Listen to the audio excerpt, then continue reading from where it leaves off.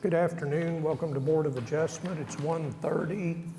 We've got a quorum. I'm going to call the meeting to order. Next item on the agenda is to receive the minutes from September 18th. Do we have a motion? Receive the minutes for September 18th, 2025. Second. We have a motion and a second. Cast your votes.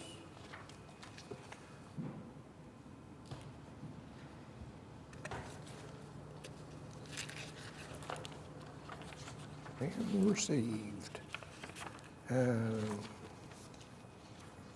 No other requests for continuances? Other than item number 5, the applicant is not here yet, and they would like it to go to the heel of the docket. Okay, we'll just move that to the end. Do we have any requests for continuance from anyone in the audience? We don't have a consent docket, so Cindy, you want to call the first one?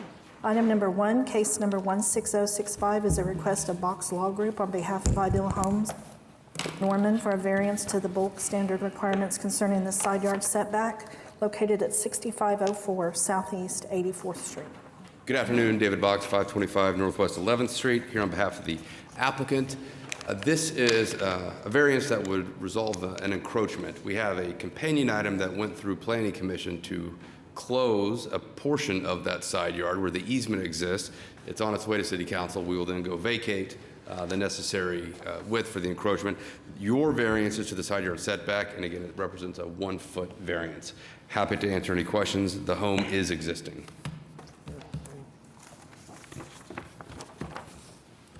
I don't have anybody signed up to speak on this one. Does anyone want to address the board on this application? Okay, anything from the board?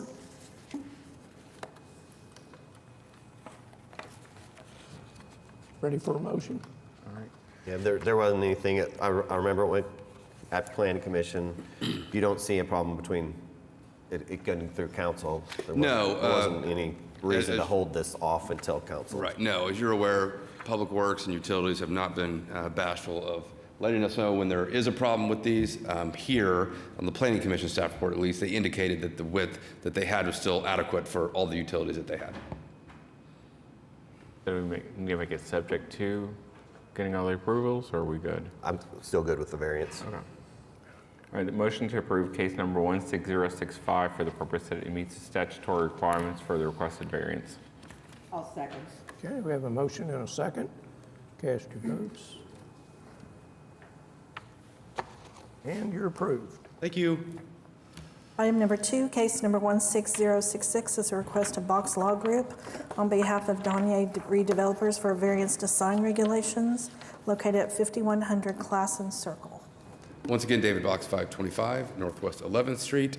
Here on behalf of the applicant, this is an exciting project. I don't know how many of you may recall this site. There was quite a bit of controversy, perhaps a decade ago, when a local ice cream store had proposed to demolish the building and replace it with their ice cream store. Massive upheaval, and in the end, the ice cream operator went away, and the building was purchased by a local development company and has now been in a process of going through renovations, some new pieces built with the intent of bringing this back to what it was historically. It was a facility that had a restaurant that was very popular, is my understanding, and so the local developer is now bringing that back to life, which includes a rooftop sign. Sarah, do you mind showing historical images? Oh, there we go. So historically, there was always a sign on top that was called the Don A building. The sign code has come into being now that presents us with a few challenges. We're seeking to go back with another rooftop sign, not identical to what we have there, but the new sign code would not allow that. If you could go to the example here. So this is perhaps the best example of, I think, what makes this interesting. So the sign code prohibits roof signs on buildings less than 7 stories. Yet, what you see before you is an image from the sign code as an example of an appropriate roof sign. I'm not good at math, but visually I can tell you that is less than 7 stories. It's exactly what we're trying to do here. I don't know if it was a misstep in the sign code. We've talked extensively with staff. My understanding is they're very supportive of this because what we're trying to do is bring this back to the kind of original development pattern of this site. So We do need that variance because our building's less than 7 stories. On the size, the way that the sign code looks at size of signs is frankly confusing. We worked back and forth with staff. Out of an abundance of caution, we have placed the size for a variance 2 just to ensure that we're not coming back here in another month when we go to erect this sign. So those are the 2 variances. Happy to answer any questions, but I think it's an exciting project on a very prominent area of the city. So we'd ask for your approval. Okay, nobody signed up to speak on this one. Does anyone want to address the board? All right. Questions, comments from board members?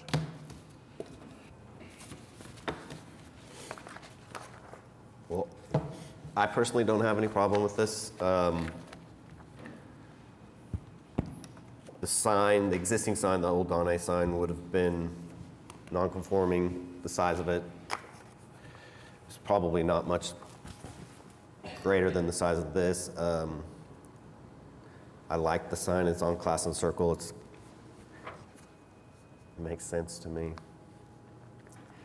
I don't want to say that the sign code overreaches, but I believe the sign code overreaches for a reason, and that is so that you come to before us and we do approve signs that are non-conforming. Anything else? I'm not going to disagree with your sentiment that the sign code overreaches. I think we're ready for a motion. I'll propose a motion to approve case number 16066 for the purpose that it meets the statutory requirements for the requested variance. I'll second. We have a motion and a second. Cast your votes.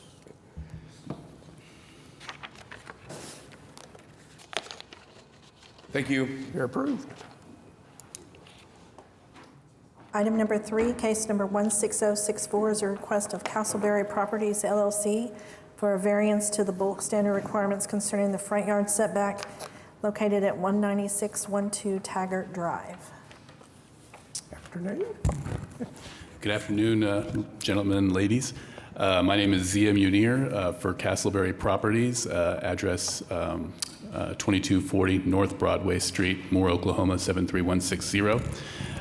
We request a variance regarding this property.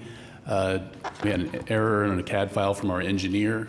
When it got to us, the same error remained, and so our foundation team and construction built it according to that, and turned out to be, I think I said in my application, just under 2 feet. According to staff, it's 2 feet and 6 inches. We request a variance so that this home, which has been fully constructed and sold to a third party, so that closing can go forward. Nobody signed up to speak on this one. Does anyone want to address the board on this application? Okay, questions, comments? I'll say this, that a lot of times the first house on either side of the cul-de-sac is one that does encroach because of the way the cul-de-sac's built. It 3/4 of the house is 20 feet back, and then as it goes around the corner. So I would be in favor of a 3-foot variance in order to cover the whole distance. Anything else? Okay, I think we're ready for a motion then. There's no utilities in there or anything that would cause a problem. I'll make a motion then to approve case number 16064 for the purpose that it meets the statutory requirements for the requested variance. I'll second. Okay, we have a motion and a second. Cast your votes. You're approved. Thank you very much. Item number 4, case number 16067 is a request of Randy and Donna Clark for a variance to the accessory building regulations located at 2717 Palazzo Circle. Good afternoon, my name is Donna Clark. I'm Randy Clark. Can you give us your address, I'm sorry. please? Yes. Give us your address, please. 2717 Palazzo Circle, Yukon. Tell us about your application, please. So we're looking to put up a garage, 24 by 24 garage next to the side of the house. And there's a drainage on the opposite side, but it's not going to infringe on anyone's property or anything. So in that community, there's shops. Most of the land is like half acres. But this is not a shop, this is a garage. But I was extended over the- Go ahead, you can tell. Our half acre extends over the drainage where we don't have any, we don't have 10 feet Room to go behind. back. To go back at all. And we wanted to put a fence across as well. Okay, so the only issue in this one is accessory building behind the rear wall. Right. We don't have a problem with size, I didn't see that. No, it's not the size, it's just the fact that Okay, it would be built in front of the back wall. okay. And I think every single building, except maybe one other building in this neighborhood, is built behind the front Yes. back Yes. wall. That's And- correct. And I just have a problem with it because this lot's not very deep, but it's not very deep, and so that's the reason why you can't put a shop behind your back wall. Correct. And I would have liked a letter from your immediate neighbor. Okay. That would have helped me. He- I know you got one from the Yeah, we do. HOA, but it just goes completely in the face of the ordinance.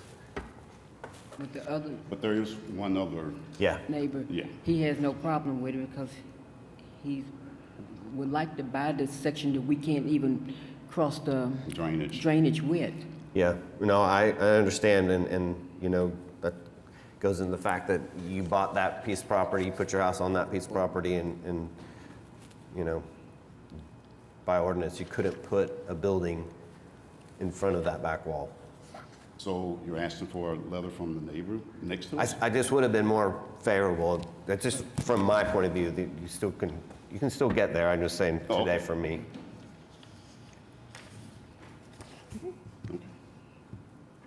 Any other questions or comments?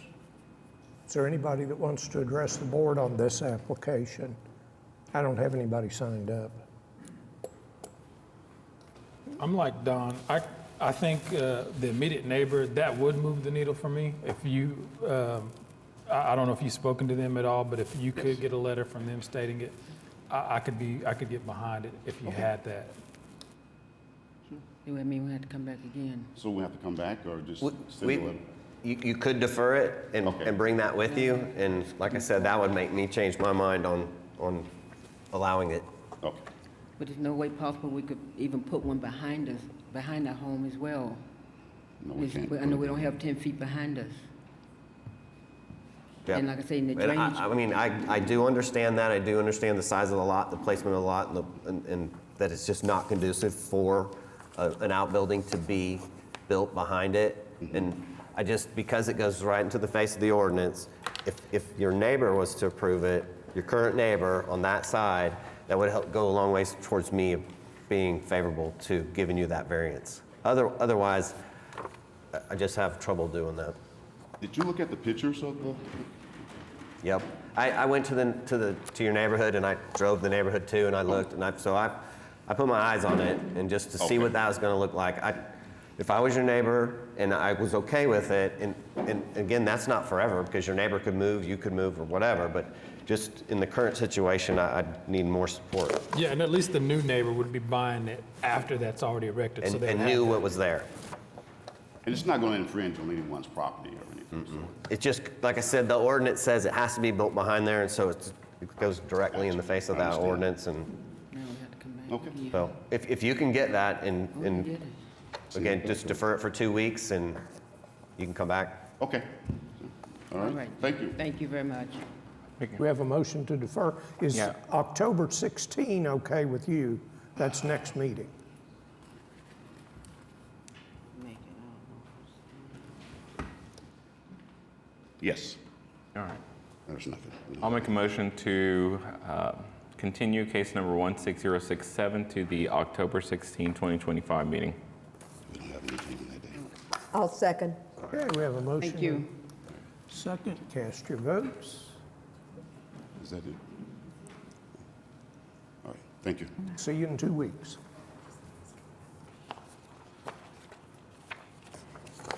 Okay, we're on item number 5, which is case number 16060, and we move to the heel of the docket unless Raina Daniels is in attendance. Okay, we'll just move it to the end. Okay, so we'll move on to item number 6, which 056 is a request of Ann and Paulo Martins for a variance to the standards for accessory structures and uses concerning a carport regulation located at 3309 Quail Creek Road. Hello. Give us your name and address and tell us Yes. about your application. I'm Ann-Britt Martins. I live at the 3309 Quail Creek Road, and my husband and I are applying for this carport variance for a carport for our house being 28 by 30 feet instead of 24 by 30 feet. Do you need me to explain and go over everything, or? Do we have any questions first? I'd like an explanation just from the pictures. I was trying to figure out even where the carport was going to be. Just, there's one picture it's got it just kind of a square blocked out right there. And so I'm just trying to figure out how this is going to look. Say it again, I sorry. just was trying to figure out how it was going to look. There's one of the exhibits has just a square block, Yes. So you know, it's- put over the existing site plan, a couple of cars in it. And it says it's going to be 3 car. I don't know that 3 cars are going to fit into that. Right, yes. So so this is a house from the 1960s. Yeah, I went and there. It's- It has a beautiful architecture. So we had big discussions, my husband and me, and some of The house was never built with a garage? no. Okay, I was And trying we to had figure some that out. discussions about how we can protect our cars because we just relocated to from Massachusetts to Oklahoma, and we heard about the tornadoes, but we were not aware that there's like hailstorms and all those other heat issues that you can have with your cars. So we started discussing about a car protection, meaning a garage. But because this house is so unique, we did not want to disturb the neighborhood in any way or the house and the architecture in any way where a garage would be changing the view of the house. That's why we came up with this carport. This is a 6-post carport with aluminum posts and just a very simple covering structure. And the color and the material blends into the architectural view of the house and the neighborhood. And its measurements, per what I understand, the setback from the side and from the curb should be in the norms, but the measurement of the width and length did not hit the requirements. But in the past, this neighborhood was, I think, created at a time where there was like 1 car use in the time of the 1960s. Nowadays, it's 2 or 3 car usage. We are a 3-person family.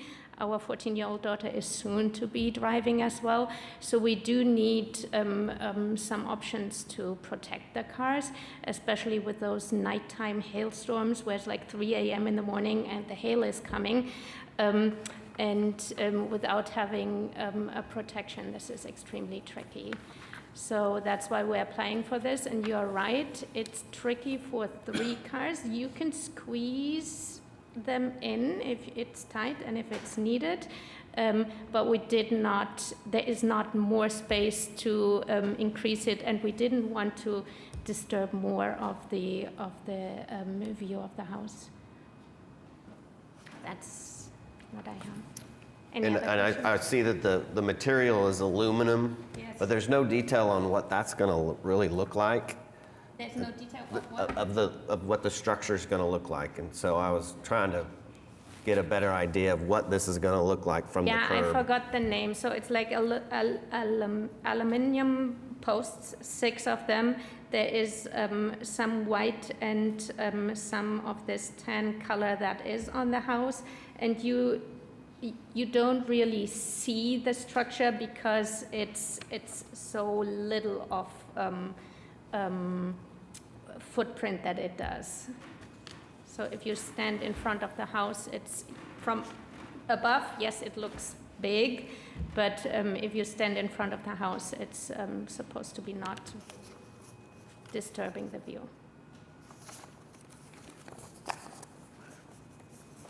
And I did talk to the direct neighbors you've been like mentioning about, and especially the neighbors close to the carport. They are happy with our solution, at least what they told me. And the same for the other side. So I was in contact with, and I did hear back from a few of the neighborhood people that they were okay with the plans.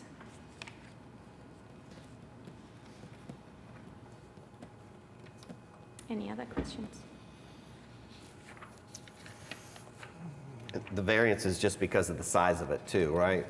That's what I understand, yes. And the neighborhood allows a standalone carport Yes, in the HOA? Yes. You've talked to the HOA for approval? say it again? You have talked to the HOA for approval? We have not. And I'm not positive. There's an architectural committee, but there possibly could be one that would weigh in on whether or not you could do this. Say it again? I said there's possible an architectural committee that, with the HOA, that would weigh in on whether or not you could do it also. So we would have to reach. I don't know for sure. That's what I said. I'm not positive on that. Okay.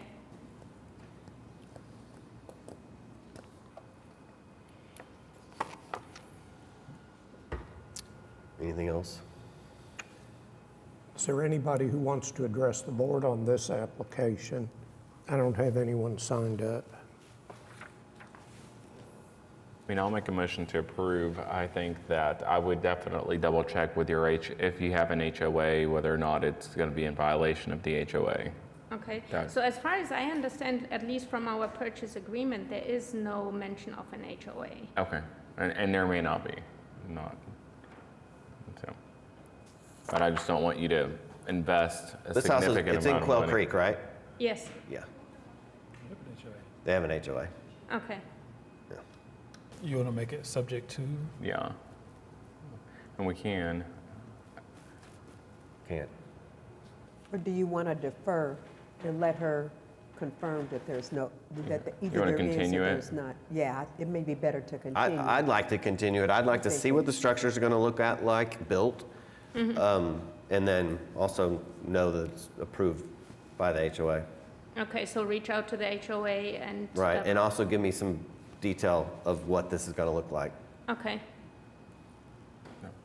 And what do I do now? Like, Do we If reschedule? you'll accept a deferment, so we can continue the case for 2 weeks. Is 2 weeks enough? yeah, Okay. So that's what we'll do. We'll just defer it to the October 16th meeting, and then you'll just yeah, come I back. think October, Oh, what's the one after? I think October 16th does not work out. Okay. Okay, I'm then maybe working to the that next day. one. What would be the next? 2 weeks further than that. November 6th will be the next one.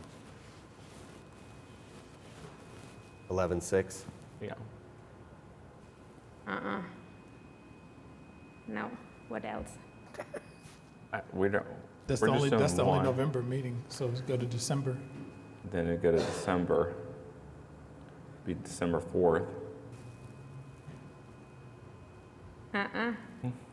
No, and this is only my schedule. My husband is working too, so we are both physicians, so it's tricky to get this in. Is this something we have to come in person, or is this something we can? You can have a representative. I mean, for me, I mean, if she can submit to staff the letter from the HOA, we can hear the item, we can consider the item and take action on the item, just given her sending that in. So then it really just becomes So how it's- long you need to get the documentation from the HOA. Yeah, I mean, I'm gonna reach out today, so it's like I'm gonna get started with that right away. And I'm happy to mail in pictures and if needed, any additional information.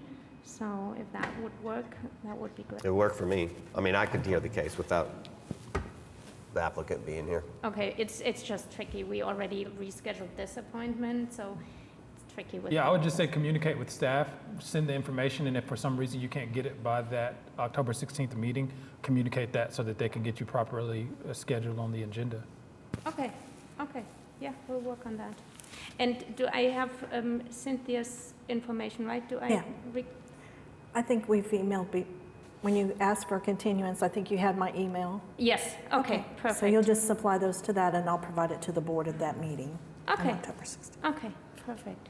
Great. All right, so Thank we'll you. make a motion to continue case number 16056 to the October 16, 2025 meeting. I'll second. Okay, we have a motion and a second. Okay, Cast your thank you so votes. much. Thank you. Item number 7, case number 16013, is an application for short-term rental located at 3212 Castle Rock Road. Good afternoon. Rand Leonard on behalf of the owner, Aya Jaldasova. Sorry, I should have it down by now. My address is 1236 Northwest 49th Street, Oklahoma City, 73118. We were here before you a couple of months ago, so this is coming back. You all had, if I remember properly, requested, and I guess I probably should also mention the assigned property manager was going to come today. She had unfortunately a child health emergency, and we were closed, so she called me and asked if I could come fill in. So I'm hoping you've received some of the paperwork I talk about. If you haven't, sorry, but I do have it with me. Anyway, she did sign a local management agreement, as you all had requested, with Arrived OKC. I do have 6 copies of that with me that I'm welcome to give you. And she also wanted to have me, as her GC, reach out to my concrete man. And she also checked with the HOA and said, if I choose to do this, can I do this? That if she does get her permit approved, she's going to expand the driveway approximately 22 feet to the, my directions, east. There you go, if you can see from the image, so where the driveway, it will go about to where the mailbox is, and then up to the sidewalk there. We wanted to go all the way to the sidewalk, but per my concrete man, city regulations say it cannot be that wide. So, but she would want to expand the parking situation in the driveway. And I do have copies of that quote in here as well. But the city will allow you to extend over to the mailbox? Per my concrete man, I will confess that I don't know the city concrete code. He said he thought we could go that far. Because I wanted him to. Not all the way up against the curb, sorry. But No, it would be a permitted job taking the curb out. I don't think you can do that, but Again, Yeah. I defer all those things to my concrete Yeah. guy. I asked him to you quote can all the way get to. 3, but I don't think you can get 4. Okay, so maybe he and I had a miscommunication when we were talking about it on the phone. Maybe he was just saying we could go to do 3. But yeah, because I had originally asked him to take it all the way to the sidewalk, and he's like, no, we definitely can't go that wide. So. But I have a quote in here for that. And in your application, I mean, you had a tremendous number of guests. Yeah. And so, did you discuss that with the property owner? Yes. And at our last meeting, you all had requested 9? we want to lower that, and we said, yeah, no problem, whatever you all are comfortable with. It's obviously a large house, but yeah.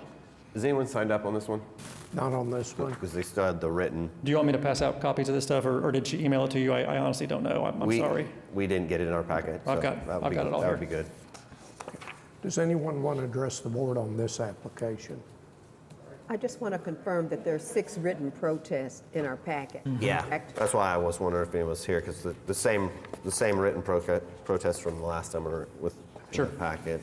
And there was one previously sent in by Mr. Morris, and he's just stating the same things going on with parked cars and short-term rental being utilized without a license.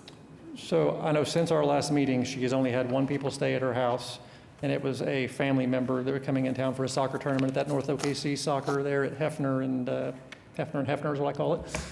I grew up near there anyway.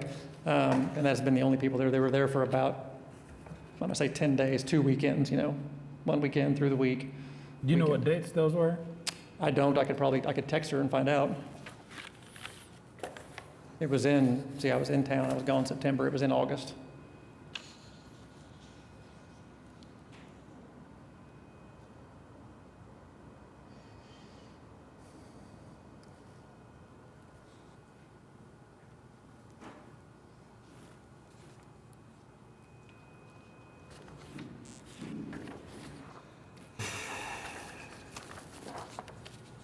Ms. Lakin, I didn't give you any of my personal bills I'd like you to pay in that packet or anything, did I? If so, go ahead and pay them. Just let me know. I'm on a budget. Or don't, I guess, it's up to you. And the property manager for this was not the property manager the last time we heard this case? No, I was here last time. We asked for a property Yeah, manager. y'all asked for one. They It's- didn't have one. Greg and Sabrina Adams with Arrived OKC. They manage, 10 to 15 short-term and midterm rentals throughout town. Licensed real estate agents, all that fun stuff. So Mr. Morris, the previous protestant, he says that in August 30th is when it's still being used as short-term rental. That sounds, I think that the thing was over Labor Day weekend, but I don't want to say that, because like I said, it was all, she just identified me, hey, someone will be at the property for 10 days. Don't be alarmed when you go by to, check on it. Yeah, so that's. But this was a short-term rental guest? No, it Family. was This was her a family family, thing. the family for that soccer tournament, yeah. So I believe it concluded Labor Day weekend, but I don't want to be sure, say that, because I can't remember for sure. Not that it matters, but I was on my way to Kentucky right after Labor Day weekend, so my brain was not, Well, and with that information, I mean, we're gonna, and I don't want to say not my problem, it wasn't off the top of my list. Did we determine how long this had been operating as an Airbnb?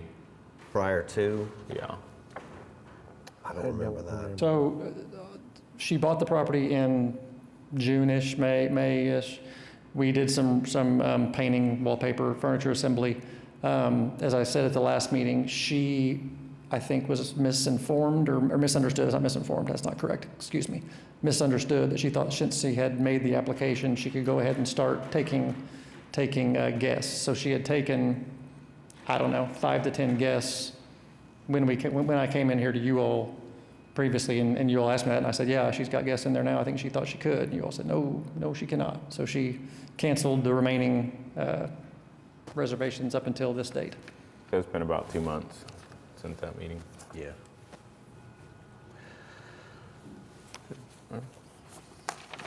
And I will reiterate, like I said before, she's a major CEO out in California and is the most on top of it, to the point that, like, I want to turn my phone off sometimes because she's just on top of every single detail all the time. And there is a Ring doorbell camera and a camera over the driveway to make sure, we put the camera over the driveway, I should have mentioned that, to make sure people are not parking in the street. Well, for today, I mean, I'm definitely limiting it, the gas number. I'm still Absolutely. gonna limit the cars. And the term wouldn't be longer than a year, it'd still be a test.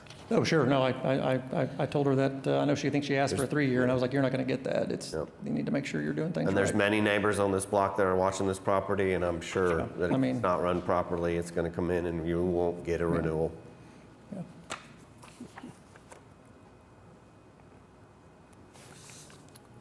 So, I want to reiterate on the application, the maximum number of guests would be 9, Yes, sir.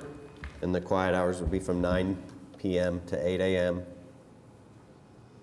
The maximum number of vehicles would be 4, with no on-street parking. And then again, the term would be just a year. Yes, sir. Anything else? Sounds good. Yeah.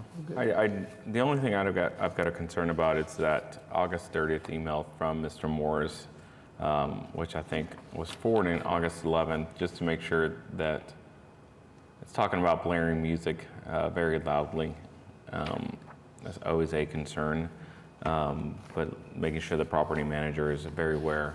Yes, sir, that- yeah. that And people I are mean, being- I have several short-term rentals, and we have the same quiet hour policies and say that, and I mean, We all know we try to enforce as much as we can, and if the neighbors let us know, we Yeah, and there are Jump on ways, 'em. you know, there are ways to keep this down. I mean, there's noise. We did talk to her about possibly purchasing one of those things. Yeah, absolutely. Who is the property manager? Greg and Sabrina Adams with Arrived OKC. Arrive. Okay. All right. I'll make a motion to approve case number 16013 for the purpose that it meets the statutory requirements for the requested special exception with the following modifications. Maximum number of guests shall be 9, quiet hours from 9 p.m. to 8 a.m., 4-car maximum, no on-street parking during quiet hours, and for a term of 1 year. I'll second. Okay, we have a motion and a second. Cast your votes.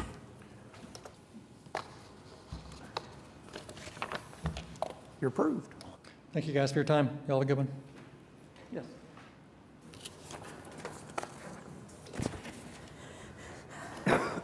Okay, item number 8, case number 15942 is an application by Sontran of Cash Flow Holdings LLC to allow home sharing at 1704 Northeast 56th Street.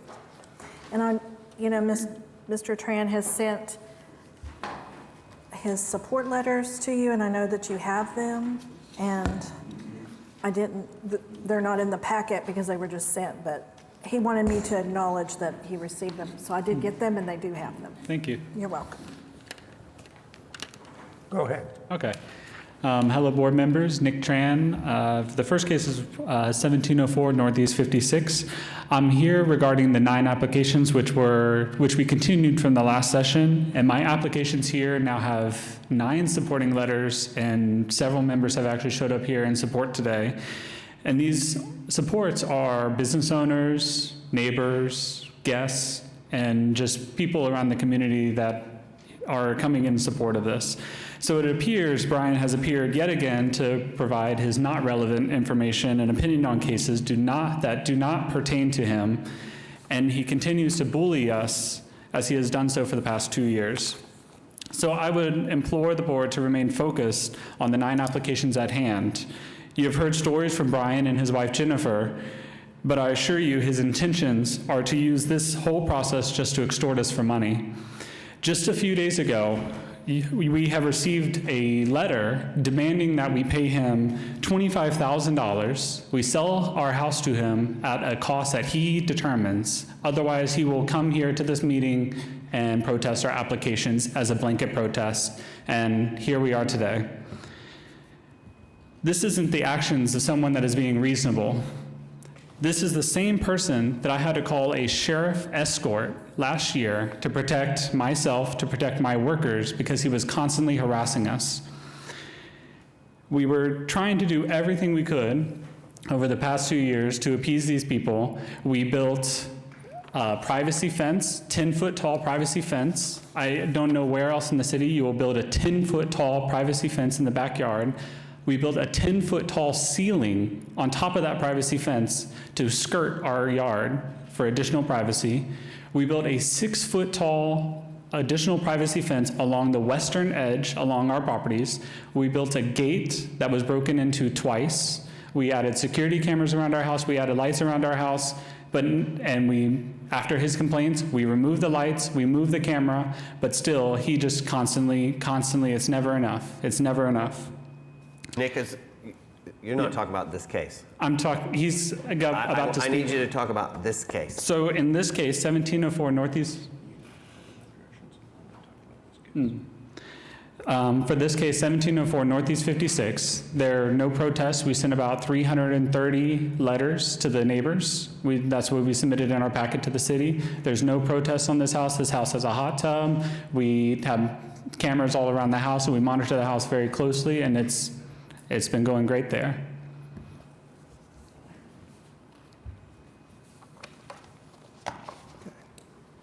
Any questions or comments from the board? I've got quite a few people signed up to speak. This case? Yes. Let's hear from them. Okay, I'm just going to take these in the order I got them on my pile. Brian Jones, you're on top, so go ahead. Thank you. Point of order, Mr. Chairman.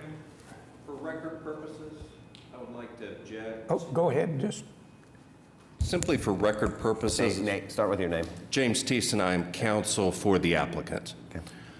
For record purposes for this matter, the applicant objects to any statements made by this attorney on behalf of himself. He simply does not have standing to object to this application. He does not live within 300 feet of this property. He does not live adjacent to this property. He has made demands in writing attempting to extort money from these young men, and if they did not pay him the $25,000, that he would continue to appear at all these hearings. That has been filed with the clerk. I have copies for the board in case it didn't make it to you. We have had conversations with this gentleman. Following those conversations, he files his last-minute objection without the courtesy of serving a copy on us. In response to that, we have filed the extortionate demand. I would like to approach, and I would like to hand out the copy of the extortionate demand, if I may. Okay, wait just a second. I'm going to go ahead and listen to the protest, and I'll come back to you. Go ahead.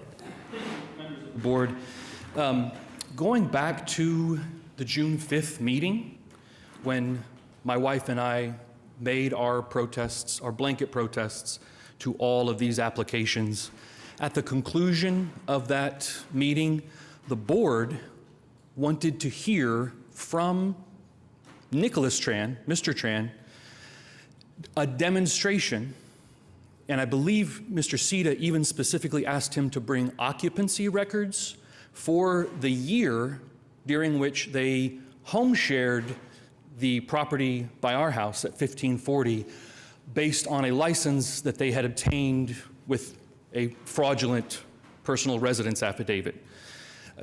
So I believe, given where the board was at the June 5th meeting, that the appropriate thing to do here would be to put the burden on Mr. Tran to prove, which he can't do, but to try at least, or to make some kind of statement as to those claims that we raised and that the board found relevant and wanted to hear more about back on June 5th. I am happy to address these arguments by counsel, but in terms of maximizing this board's time, I know that what y'all wanted to hear about at June 5th was something from Nicholas Tran to counteract or to refute the claims that we made about his June 21st affidavit. So I'm happy to answer any questions, happy to address any points that the board might have relative to our protests or to any of these other claims that council has raised. But procedurally, at June 5th, y'all continued this because you wanted to hear from Nicholas Tran about whether or not he was lying when he said he had been living at 1540 Northwest 40th Street since June 1st in his June 21st affidavit. And I think you covered that in your memorandum or brief, and I've got a copy of it. And I'm happy to, I'll put it this way. I believe that the submissions that I made to the board are really irrefutable. I don't think there's a way for Mr. Tran to prove that that affidavit was not fraudulent, in which case, please, by all means, go ahead. The board wanted to see occupancy records, wanted to see some kind of proof. He doesn't seem to have it. Once again, rather than addressing the board's concerns, rather than addressing our protests, they just want to make personal attacks against me, my wife, our family. It's unfortunate, but procedurally, I think the burden is on Mr. Tran to demonstrate to the board that the protests that we raised are not valid, and I just don't think he can, which is why we're going through this exercise of attacking my family and I. Anything from the board from Mr. Jones?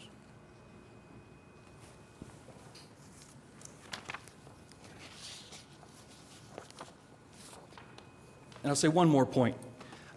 Besides the actual question of whether that affidavit was fraudulent, I do think there is a separate question as to what an appropriate sanction would be. I'm happy to speak to that as well, but I also addressed that in my supplemental response.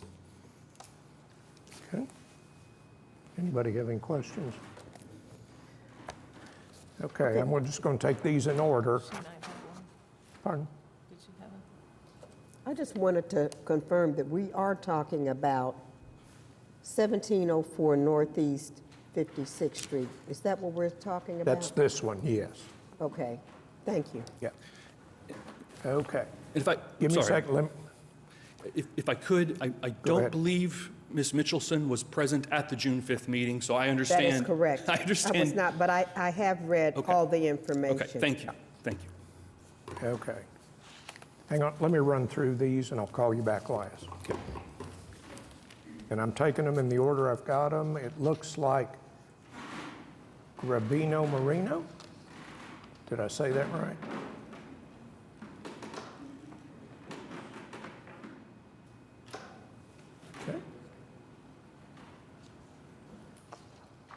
Okay.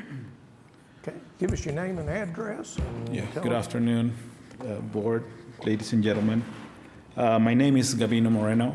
I reside at 2012 Northwest 29th Street, and I am both a neighbor and a worker who has helped build this and maintain these homes, and I fully support the application. From my perspective, these homes are beautiful design and raised to standard the neighborhood. They create jobs to provide income for workers like me and help support my family. And number three, they attract visitors who bring new business to Oklahoma City. And I'm proud to have contributed to these homes and to live near them. And for these reasons, I respectfully ask to approve this case. Thank you. And it looks like Tran Nguyen. Can't read the writing. Last name Nguyen? I can't read the writing. Thank you. Hi, good afternoon, Chairman and all the board members. My name is Tao Nguyen, and I'm a business owner here in Oklahoma City in real estate community. And I'm here to make a blanket statement in supporting the renewal of all the short-term rental license or special exception license submitted by BE Rental, Easy Rental, and Cashflow Holding. The owner are Nix and Tran and Sung Tran. I respectfully ask the board to approve this renewal. I just want to highlight three main reasons why I believe they should be rented. The first one, we're talking about full compliance and good faith. They have consistently done the right thing by applying for and renewing their license. In the community, I know that there's many short-term rental operators. Unfortunately, they don't even apply for license. But the Trans have chosen to operate transparently and responsibly. Their willingness to work with the city that show a good faith commitment to follow the rules. Second thing, they have a clean record of responsible operation. This property has not been the subject of nuisance violation or city code issue or neighbor compliance, apart from one neighbor that we all know about. So the Tran have put a lot of money and time into each of their homes. They are beautiful. They create wonderful experience for visitors who come to Oklahoma City. They maintain their homes. They set clear house rule, guest policy, all these proven record of being responsible operators. The last point, I want to talk about the objection by a single neighbor. The only opposition to all these renewal just come from one neighbor who have filed repeated objection. However, the property next to him is not even on the list, and that home is currently used as a long-term rental in the effort that the Trans want to make to avoid conflicts and being a good neighbor. But despite that, this neighbor had tried to extend his objection to all of the Trans license citywide. He also made many unreasonable demands, in my opinion, because many of his demands go far beyond the actual requirement of the neighborhood, the requirement of city ordinance, showing that this is more about personal opposition than legitimate compliance concern.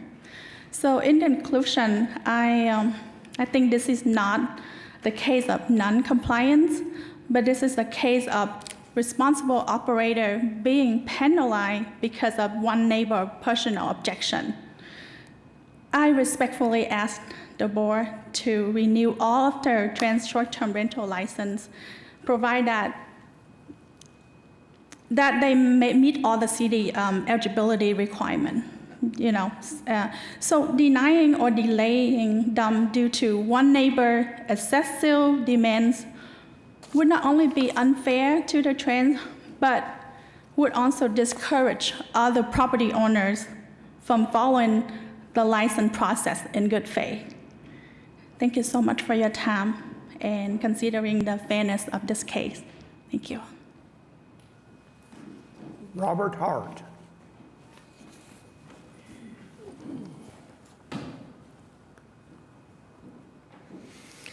Dear members of the board, my name is Robert Hart. I'm at 8921 North McMillan.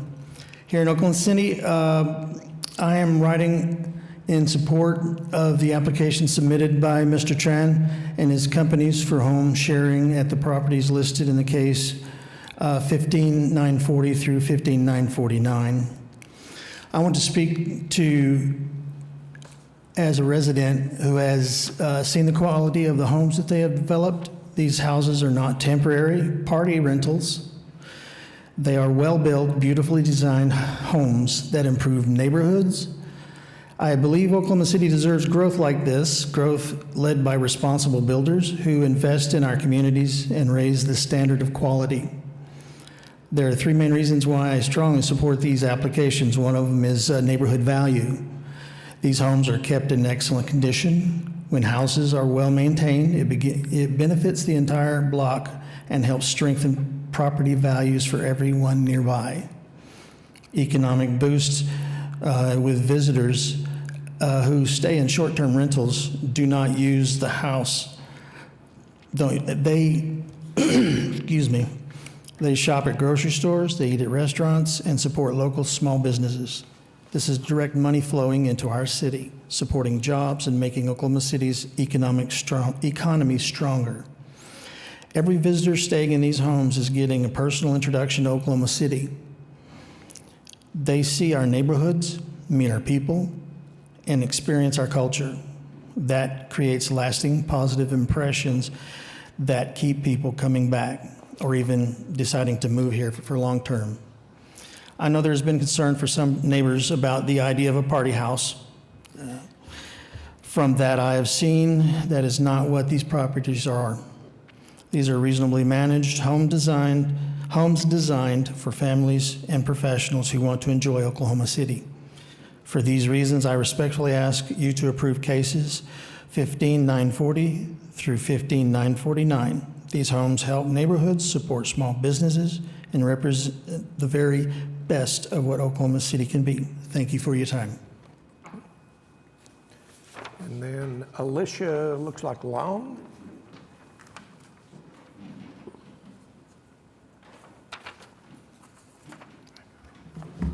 Good afternoon. My name is Alicia Long, and I'm here to support Sung Tran and Nick and his company. And I'm coming here to ask for his renewal, his license. I believe that when Nick and Sung had built these beautiful house, maintained it, well fenced, as they mentioned, is 10 feet privacy, and their main purpose is to host family that come into the city to enjoy, or even go to a softball game or tournament. Like my kid, whenever we travel, we like to stay in a home with all of our kids together instead of hanging around in hotel. And so they had provided these homes well maintained and beautiful, and make sure the property is always safe and clean, not even just for the neighbor because they don't want to disturb the neighbor, but also for their guests. And in the future, all of these homes help bring up the community because they well maintain it. And when the guests come here, they can enjoy the city, like the river walk, the thunder, even go down to Norman, the casino. And so I believe that these guests come here not for party, but for relaxing, visiting family member. And like I say, they can also bring more business into our community, the surrounding city. And in the future, we are looking at a big growth in Oklahoma. Look at that, the Olympic is coming up. That's a big growth. And so I respectfully ask the board member to support and approve his application from 1590-40 to 15949. And that's all I need to say. I really appreciate your time. Thank you. Okay. Jim, you want to go next?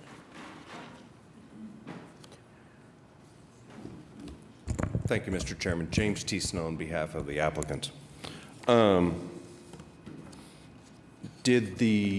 Madam Clerk, was the filing of the properties owners exhibits, was it able to be circulated to the board members where you have copies of it?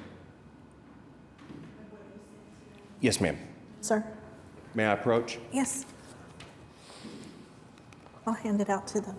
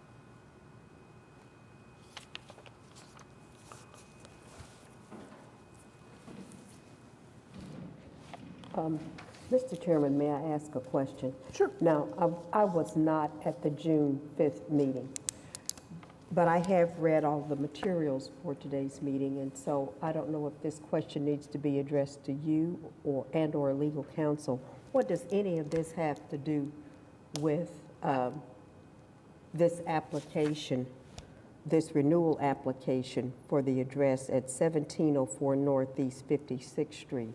I see a lot of information in here, but I question what our jurisdiction is, if any, over any of this. So please help me understand. It was submitted by the applicant's counsel, and so the applicant's counsel might be in the best position to describe the purpose. And so we could certainly. I apologize, ma'am. Could you repeat that so I can hear, please? What I said was, as applicant's counsel, you may be in the best position to describe the reason you presented this and the relevance it has to the application before the board. May I respond? Please. Mr. Chair. The answer, ma'am, is that it has nothing to do with item number 8, 1704 Northeast 56th Street.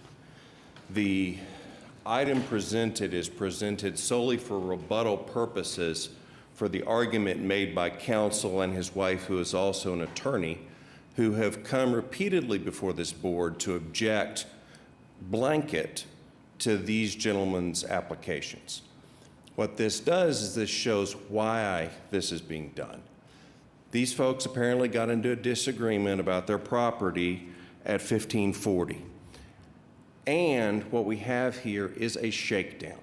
We have a demand to pay us $25,000 plus $2,500 or agree to sell us the property, or we will appear before the board and attempt to ruin your business. So this is not offered as to item number 8. It's not relevant as to item number 8. The protest is not relevant as to item number 8. This is simply horrible, deplorable conduct by two members of the bar seeking to use their knowledge and education to attack others because of their personal animus related to a completely separate property. And as I objected at the beginning of this for record purposes, he simply does not have standing. He can't appeal this board's decision. He does not live within 300 feet of the property.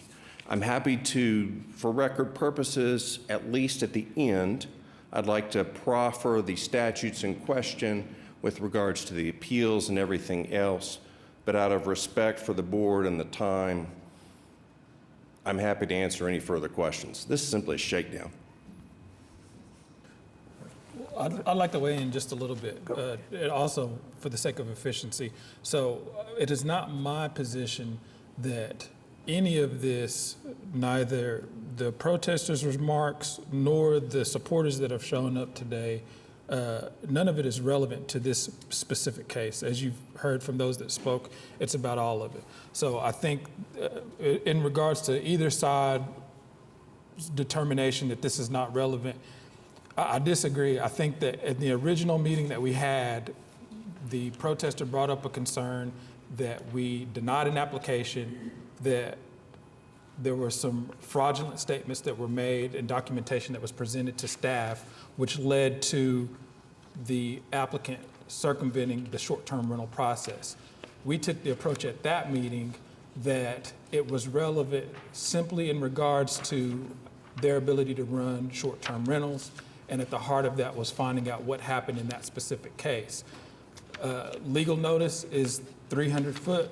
That's the minimally acceptable standard, statutorily required.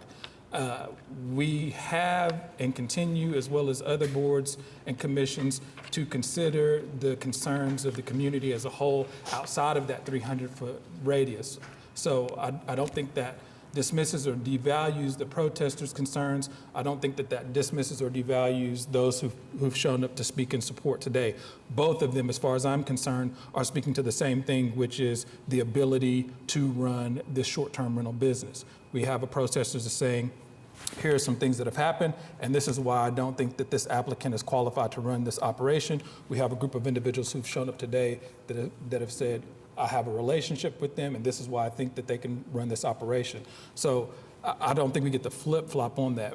Right now, we've all determined that we're listening in whole to their ability to run this short-term rental operation. What I'm personally concerned about is revisiting what we brought up initially at the initial meeting to find out whether or not that has taken place. I do think, just as I'm going to hold the applicants accountable and say that it's relevant because we want to make sure that they're running the business correctly, that it's also appropriate to bring up this concern of extortion or shakedown as it was used. I've gone through briefly as you guys have been speaking to talk to this. So one of the things that I would like to do is I would like to hear from Brian, and specifically in regards to your rationale behind the demands that you gave to them, because just like I'm going to hold them accountable and say, I need to understand what your thinking was in saying that this was a primary residence, that informs my decision on how likely you are to be truthful on these other things. We're going to take testimony from you in terms of things that they've done. We need to know how truthful and how reliable you are as to the statements that you're bringing up against them. So I think the first thing that I'd like to hear is from you, how do we get from the concerns that you brought up initially to stating that a monetary compensation makes all of this go away? Yeah, Mr. Chairman, for record purposes, I object. This is wholly outside the scope of the application in question. And the enabling statutes for the board, the municipal code for the board, and where, with respect to what you're saying, that does not affect this application for item number 8 with regards to 1704 Northeast 56th Street. So for record purposes, I do object. So did you also object to all the people in support of the applicant? So in terms of record purposes, sure, it's not relevant. Okay, I disagree. I want it to go. If I could address Mr. Uday's point and the rather startling accusation that I was trying to extort or shake these men down by engaging in basic settlement discussions. After the hearing on June 5th, as I noted in my supplemental response, sent a litigation hold to Nicholas Tran by a process server. I received a letter in response from an attorney, Michael Brogan, who represented the Trans in their business interests. And if you'll read through the entire email string, in our very first conversations, we're trying to find a way to resolve this by agreement. I didn't want to have to come back here. I would have loved not to have to come back here. And that's why I wanted to reach some kind of settlement resolution with these men that included accountability, that included a correction with regard to the property. Again, if you remember back to our protest in 2024, the whole basis was that they had created these 2 internal apartments and were renting it for more than they were approved for. And so part of what I wanted to work out with Mr. Brogan was a resolution to those claims. And if you look back to the very beginning of my emails with Mr. Brogan, my very first settlement offer, there was no financial compensation. I think I said $2,500 because we had to pay a private investigator, $2,500 in relation to Nicholas's fraudulent affidavit. And so those discussions started. We got somewhere, and as you'll see in the second email I sent, we were even providing in that document to Mr. Brogan an acknowledgement that they had taken certain steps to resolve this matter with us. But they hadn't done enough, and in particular, they were simply denying that Nicholas or Son had done anything wrong when they executed and provided that fraudulent affidavit. So after we heard back from Mr. Brogan that we really weren't going to get somewhere in resolutions, we sat down, we started putting together another settlement response, because at another point on this, we have civil causes of action against these men. We are planning to file litigation relatively soon regarding the way in which they've used that property, the way in which they're in violation of the code, the way in which they operated it illegally for the first year by not doing what they should have done, and the way they operated it illegally the second year because they operated on the basis of a fraudulent affidavit. Before we were able to send that follow-up, which did include, as a consideration for not proceeding forward with our civil claims, a monetary payment or a right of first refusal, something to get us talking, get us moving in the direction of a final resolution, Mr. Brogan unfortunately died. And he was a very good, capable attorney. I liked dealing with him. He was very reasonable. And when we learned that he died, we didn't really know where to go from there. And we still didn't know. We were basically of the opinion that, well, we're not hearing anything back from these guys. We're going to have to go ahead and file our response. We're going to have to go back in front of the board. If anybody, at the original June 5th meeting, there were several protesters who came up to me afterward, people who were protesting the trans other businesses, and asked for my business card. It seemed like there was some interest in having me assist them with protests. I wanted out of this entirely, and I really was trying to get there with Mr. Brogan. Mr. Brogan died, didn't hear anything back from these guys, and then I received a cease and desist letter from Mr. Thiessen's firm last week, and I said, okay, great. They've retained new counsel. We could reach out to new counsel and maybe try to resolve this before we have to go in front of the board again. So I sent an email to Mr. Thiessen's partner. I said, hey, I got your cease and desist letter. We're actually getting ready to file litigation. We would love to find a way to resolve it by agreement. Would you like to see all of my settlement correspondence with Mr. Brogan and the draft revised settlement offer that I had put together but hadn't sent to them? Mr. Combs, Mr. Thiessen's partner, said, absolutely, please send that over. So that's what you have there. You have the email that I sent to Mr. Combs saying, here's where we got with Mr. Brogan, here's the revised settlement offer that we were still working on when Mr. Brogan died. Things in here need to be revisited, certainly, but I wanted the opportunity, at least, to begin working again towards some kind of final resolution, because I didn't want to have to come here. This is a burden for anybody who has to come in and protest, to come here, to argue, to face personal attacks, to be called deplorable by a fellow attorney for simply engaging in basic settlement negotiations to try to resolve a dispute without having to involve the board. And this is what I get for it. I mean, they're trying to characterize this as extortion. It's simply not true. You have our settlement correspondence. You can see what we were trying to do in working through this. You can see that the things we were asking for were about making sure the property wasn't being used in violation of the law and making sure that Sontran took accountability for notarizing a document he knew was false.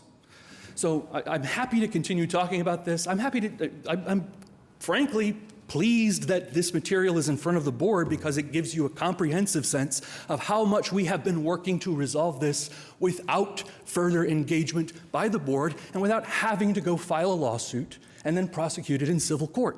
It's good for us. It would have been good for them, but instead, here we are, more personal attacks, more weird arguments about extortion from an attorney. I can go on. I can answer any questions you might have about this, but if I've not satisfied your concerns, Mr. Uday, please let me know. I would like to, but that's what you have.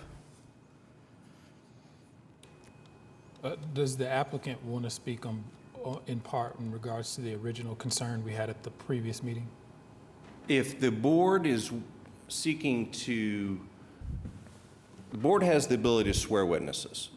And if the board wishes to swear witnesses and take evidence with regards to the affidavit, and the board believes that that is appropriate at this time, then I'm happy to participate in that. For record purposes, again, we'll object to it. But I do have copies of the affidavit in question. The affidavit in question is not false. And if the board wants to undertake an evidentiary hearing with regards to that, let's swear the witnesses and let's do it. frankly, I've heard enough about the affidavits. Does anybody else want to listen to more? Okay. We don't need an evidentiary hearing. We've got it. Oh, and I've got one person signed up late, so Brian and James, you wanted to speak last, I think. I do. Anything else you want to say about 1704 Northeast 56, not about the affidavits? No. Thank you. In recap, with regards to item number 8 on the agenda, 1704 Northeast 56th Street, the application stands for itself and based upon the municipal code and statute should be approved. Thank you. Okay, this one came in late. Scarlett, you want to speak?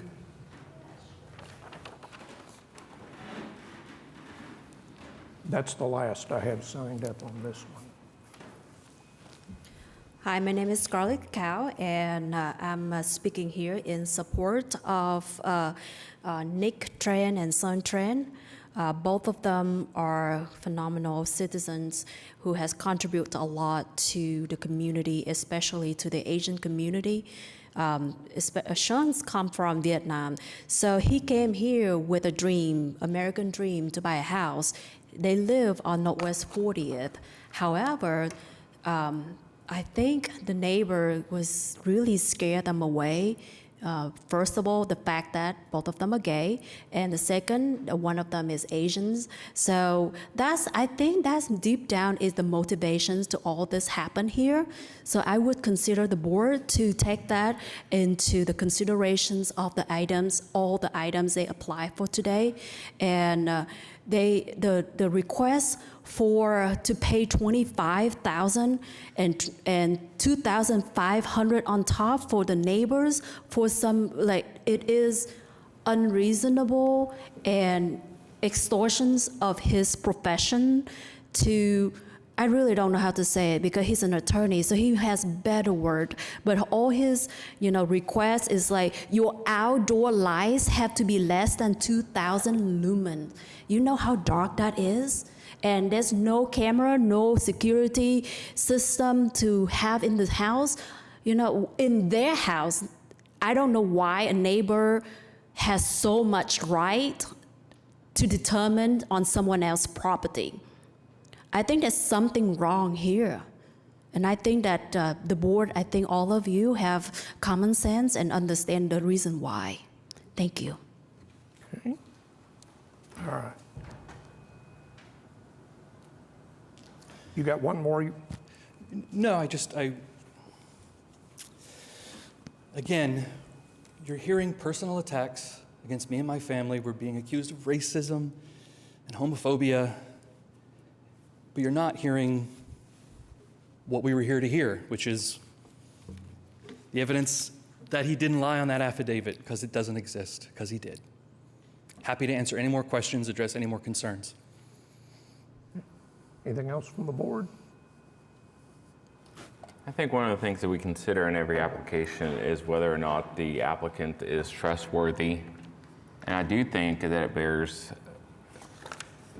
at least some weight as to whether or not the affidavit is true or false.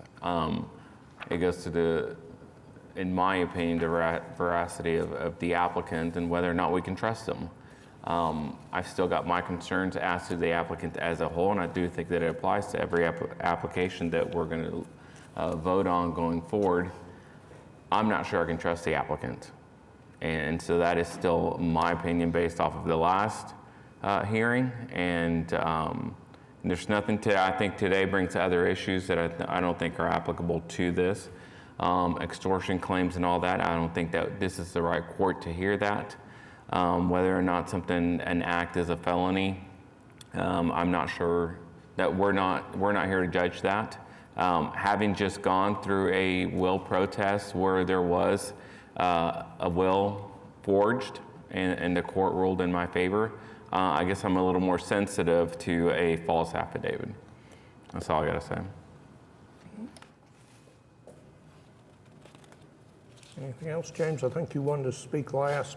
I think You're the last speaker on this. I guess procedurally, I do have a question. Does this board in any way take into consideration an affidavit regarding 1540 with regards to the application number 8? If the answer is yes, then I would like the opportunity to go into that affidavit. And again, for record purposes, I do object. The 1540 has nothing to do with the property in question. And the animus between these two parties can properly be settled in district court. The coming forth and the hijacking of this board and the protest, and I will continue to protest every time you come before the board, unless you agree to sell me the property next to me or pay me money, is simply not appropriate. We rest. All right. Anything else from the board? We ready for a motion? I think I'd like to hear from the applicant, just to go over some of the current situation that we're in for the property for 1704. Yes. And one thing I want to know is, this was continued in June to be heard in July. We're in October. And I want to know, over the last 3-4 months, have you continued to rent this? I have, yes. So you're operating under the consideration that it's continued, so it's still legal to be operated as a short-term, that is correct. rental? Because this home has no protests. If you recall, last year there were people that signed up to speak, but there was no protest. The neighbors are all happy all around us. We have 6 neighbors in that area. If you recall, they showed up last year just because they don't like Airbnbs. But we talked to the neighbor next to us, we talked to the neighbor across the street and down the street. They all are okay with our business and what we do there. Same with the house nearby to that too. We've sent out, between those two houses, which are really close together, we sent out about 500 letters to the members in that community. And no one's come in opposition. Regardless of whether or not someone has opposed or come in opposition of the application itself, did the special exception not expire on June 20th, 2025? The special exception didn't expire. Yes. But So it was in, it was in limbo. It was contingent upon this board because we were continuing the cases.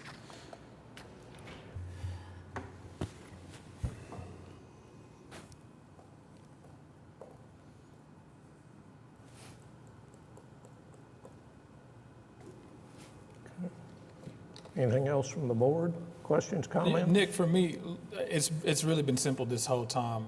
And I think I stated it to you the last time that you guys appeared before us. That's elemental for me. Not so much the affidavit. This isn't we don't oversee forgery or anything like that. But as it pertains to whether or not the home was being used as a primary residence, do you guys have anything that you're prepared to share today that supports your position? So I submitted my license to the city. That was part of my supporting evidentiary for evidence for this application, for that application, not this application, for that application. What evidence would, because that's all the evidence that staff requires. Well, particularly in regards to the records of home shares at that property. So I do have occupancy records, but as I had stated, occupancy records do not correlate to whether or not something can be a primary home. They don't directly, but they do correlate to whether or not it adheres to the ordinance, which limits the amount of time that you could lease that out as a short-term rental while claiming it to be a primary residence.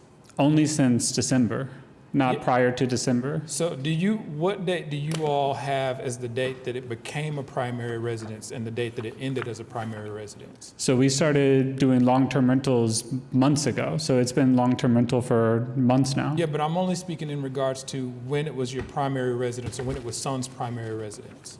It was my primary residence that would be August of last year. So August of '24, it became your primary residence until when? I declared in August that it was my primary residence at that for,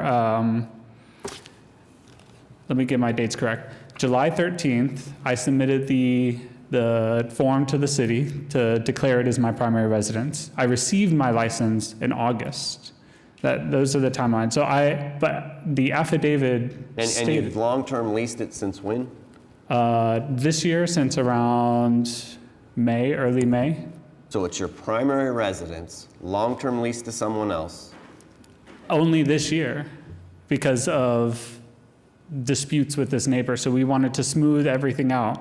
We had talked with our previous attorney and that he said, just get away from that property.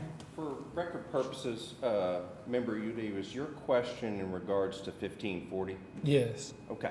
And to be clear, the applicant's statements with regards to long-term rental relate to 1540 and not the subject property that is the source of this application. Correct. So and I'm not trying to be disrespectful, but just for record purposes, the conversation and the questions have returned to 1540 and are no longer with regards to the subject property that is the source of the application before the board.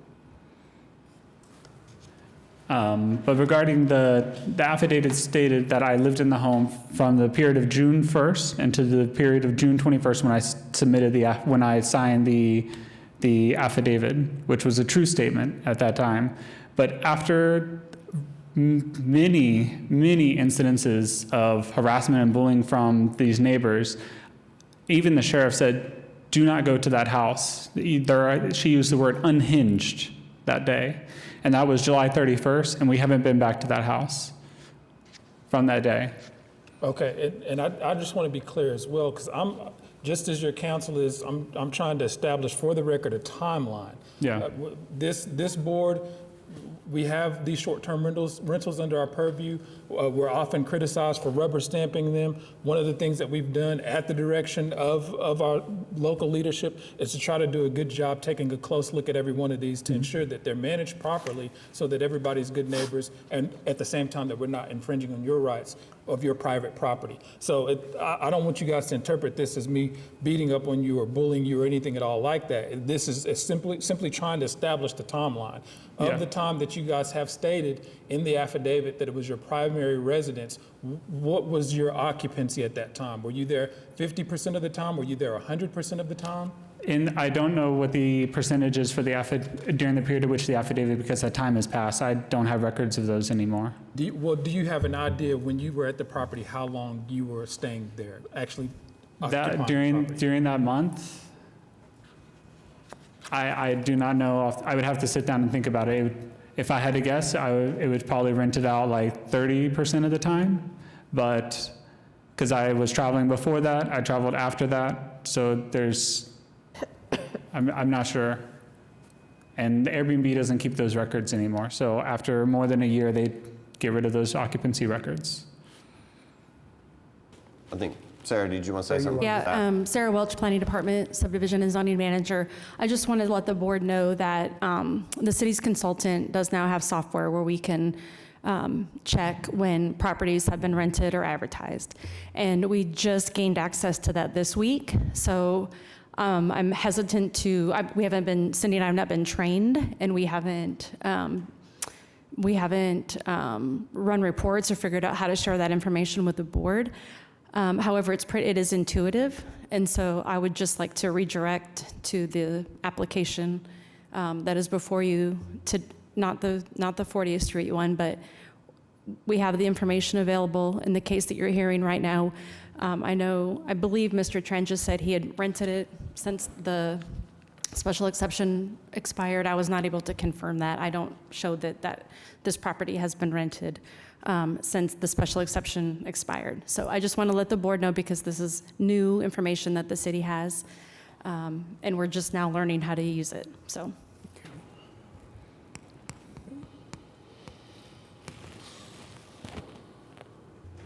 Anything else from the board? I think we keep going back to the applicant and whether or not we can trust. And in the past, we've required people to hire a property manager to remove themselves from the day-to-day operation. I don't know how much more we can beat on the affidavit. I don't think that we provided the information that we requested, but I'm not sure how to find a solution today on how to go forward.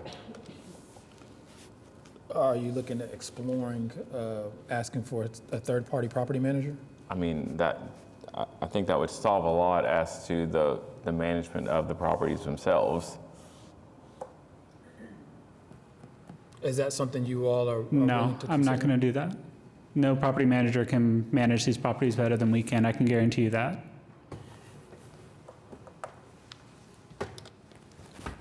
And I mean, it is your business too, right? I mean, Correct. Correct. This is what you do, long-term leases, short-term leases. Correct. So you are a property manager in Yes. yourself.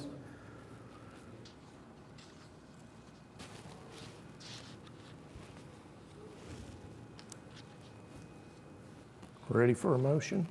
Or any other questions or I comments? can get behind it. This property individually.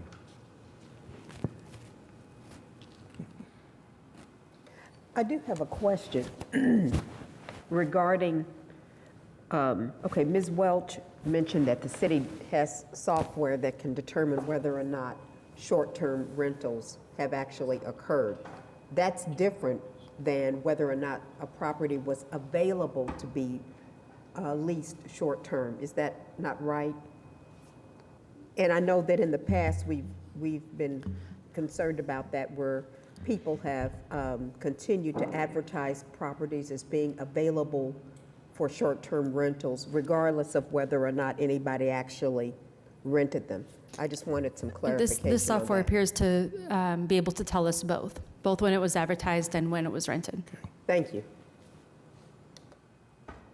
And I do know that in the past, if somebody was coming up on their expiration of their special exceptions and they made a timely application to get a new one, that we've not penalized them for continuing to run that as an operation. But usually you're not talking about 3 months, you're talking about maybe just a couple of weeks, right? Because that's their first opportunity to be heard. Whereas here, they were heard timely, but then it was postponed, and it's been continuing to get postponed. I'm not sure if we've got precedent as to whether or not they're operating outside the bounds of that special exception due to continuing the matter. And I'm not sure if council has an opinion on that. Consider, if you will, the reason for the continuance. Was it at the request of this board? Was it at the request of the applicant? And that should determine the reason for the delay and what the applicant should have been doing meanwhile. Well, I know the first one was as a result of this board. I don't know what's happened, so staff would have to weigh in on why we're just now seeing it now. Was that the applicant's request to continue it this far? Yes, it was. From which point to which? From July. They From were unable to July. attend the July meeting and decided October would work best for them. Had 2 meetings in September, but then they weren't going to be, I think you were out of town. Or We were out of town. out of town. So this was the first available meeting that they went to. And, they were timely renewal from, they applied in April, and then their special exception expired in June. So when they were continued from our June meeting, they were still not expired. But now they're expired, and the question, are you still operating in a short-term rental without a license, or the special exception, but the license is still pending also for, it hasn't been paid for, all those licenses, and which puts it in our queue to say yes or no that you were approved for a special exception. And then if so, then that would generate a code complaint, but because it's all pending, so we're kind of, have you been operating at short-term rentals since June 20th, 2025? Or has it been long-term rental? That was I couldn't understand. Which, we're talking about many cases. so This with- case right here. This case right 1704. here, 1704 Northeast 56, it has been a short-term rental. Short-term. But as stated previously, when cases have been, postponed a little bit, deferred, the board has kind of taken the action that it's okay as long as you do timely renewal. And we had to delay the cases because we had to seek counsel due to their actions over here. So we just needed time to gather counsel, and then we were traveling. And your understanding of the original continuance was what? Why did we originally continue this application? Primarily because of the complaints from this neighbor, essentially was the whole basis for the complaint. I know, Marcus, you had a specific request for the occupancy, which I did bring for the occupancy, but it doesn't show that period because I wasn't sure what period you were talking about, so I just pulled the last little bit. But as far as the other board members, no one else expressed what they wanted. It was only Marcus that expressed something tangible that I recall. And you brought that information, but it's not complete? Correct. Is what you're saying? And because we haven't seen it. Yeah, it wasn't in our, did you say you brought it today? Yes. Do you have copies?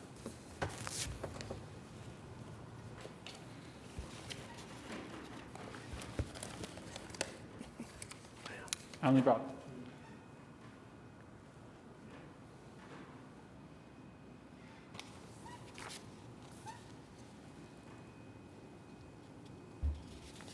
Is that one two-page document or what? It's just two copies of the same doc. It's one page document. So this is a summary. Airbnb doesn't give you the ability to show the specific. Correct. Yeah.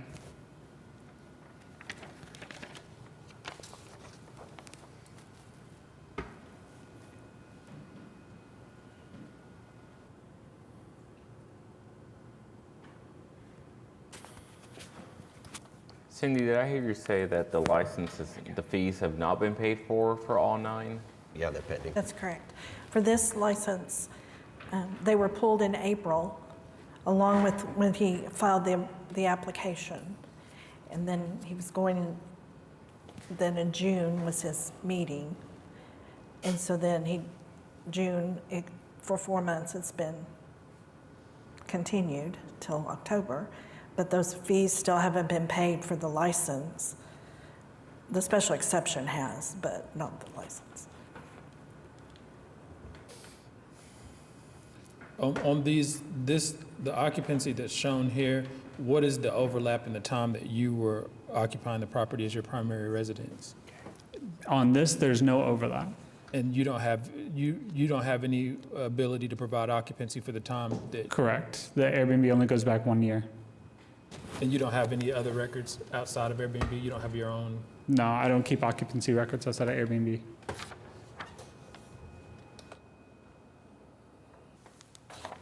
So you said it goes back a year. The farthest that it goes back is September 1st? Correct, yeah. So when did you run? So you ran the report last month? Yes. I ran it just a few weeks ago, yes. Okay, but we requested the information at the end of June, is that correct? Correct, but the meeting wasn't up yet, so I didn't pull the information. I just pulled it because we're coming to this meeting now. But had you pulled it when we requested it, you would have had the whole year. Is that correct? Probably, yes. Okay. I'm going to say this from my point of view on this case, that I believe I would need you to have a property management company take this property over for me to vote. To take which property over? This property. Which is this property? 1704, 1540? Correct, 1704, what we're talking about right now. But that is irrelevant to everything. No, it goes to the overall ability to run a small, short-term lease. And I don't know, do you have the ability to make that decision that I have to That's have just up to me, or up to you, for what it's going to take for me to approve this case today. Can you explain why? Yeah, it doesn't make One at a time. One at a time. Go ahead, Nick. You're right. That is, I can't do that as our full-time job, so. And I can guarantee you no other property, you can check Arrive, you can check other people, they won't manage it as well as we do. Okay. I think we're ready for a motion. What motion to make? I mean, I could make a motion to deny, but I mean, I can't I'd rather approve. defer it for 2 weeks and you come back with a property management company, but it's up to you.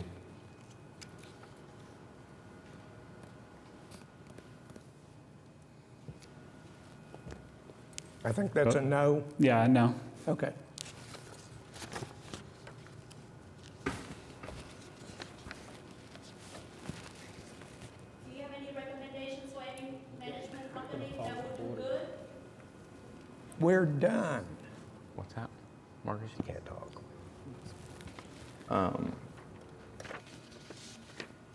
Part of our assessment, I believe, that we've always made is whether or not we feel that the manager of the property can do it in a way that is appropriate. And for myself, based off of the totality of the circumstances and all the evidence, both, I mean, I'm not opining as to anything that's been done. I just have questions and I cannot get behind. And I realize that it applies not only to this property, but every property owned by the applicant. So in my opinion, if I'm going to make a motion, I'm going to make a motion to deny the application. But this isn't the venue for any of that, and you've provided no evidence of anything that he has said. It is being brought by a third party, other neighbor, that has just a vendetta against us. So the board would have to come up with their own facts and their own conclusions to vote that way. Otherwise, it's... I think for me personally, I asked for certain things in the June meeting and they were not provided to me. They were only asked at the June meeting, and I just provided this evidence. To me, if you ran the report last month, knowing that we requested to meet the information in June, if I was really serious about providing that information, I would have ran the report in June. So as to this is my purview to decide whether or not I feel like you're the appropriate person to run this Airbnb. And it is a no for me.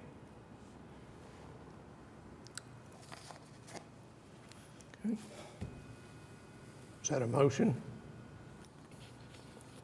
I will make a motion then to deny case number 15942.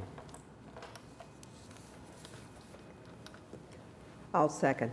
Okay, we have a motion and a second to deny. Cast your votes.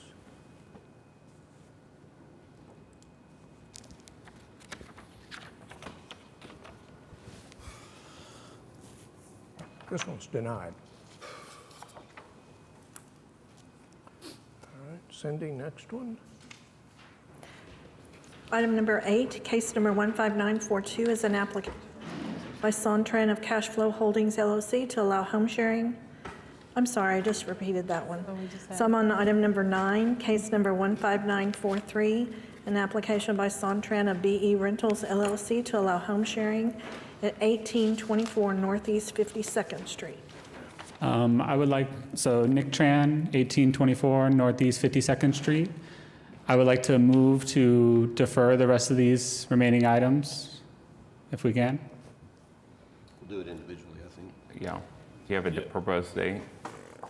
A proposed date when? So, I guess I have a question for the board in terms of timing of the question. So with regards to the application that is denied, we will meet deadlines to appeal, and we will handle it procedurally correctly. What I don't know the answer to then is how long that takes.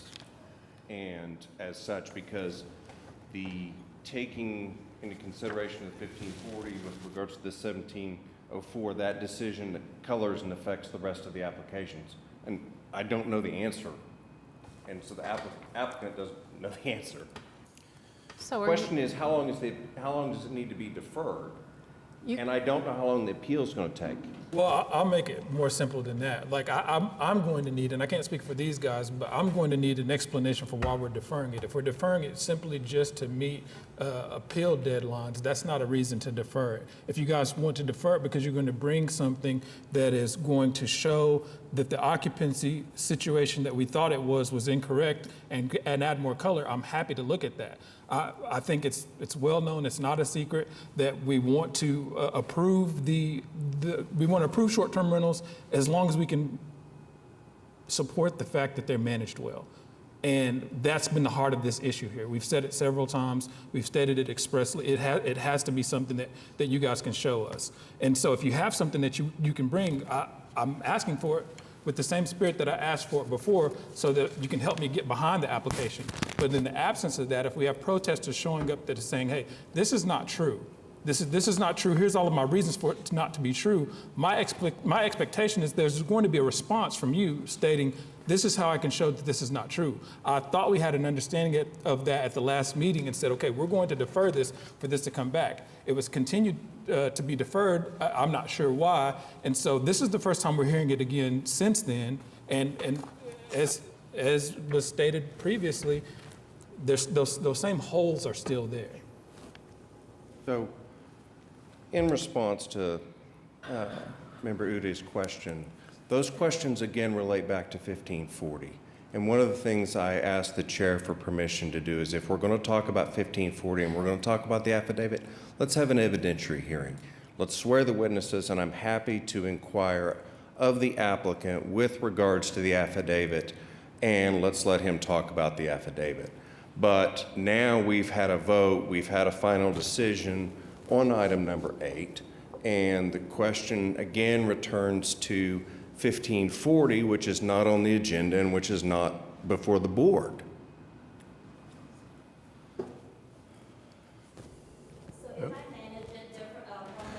Don't talk. No.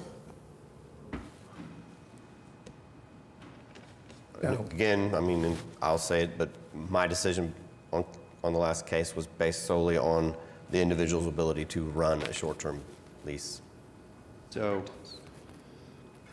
what I hear from Member Noble is that, and I guess my inquiry would be of the board, those who voted no, is the issue that the board does not have confidence in the Tran's ability to run these short-term rentals in compliance. And if the answer is yes, then my question would be as to what Member Noble said, would the board consider Omega Properties, which Scarlet Cow, who's in attendance here, asked about, would the board accept the applications if Omega were to manage and run these short-term rentals?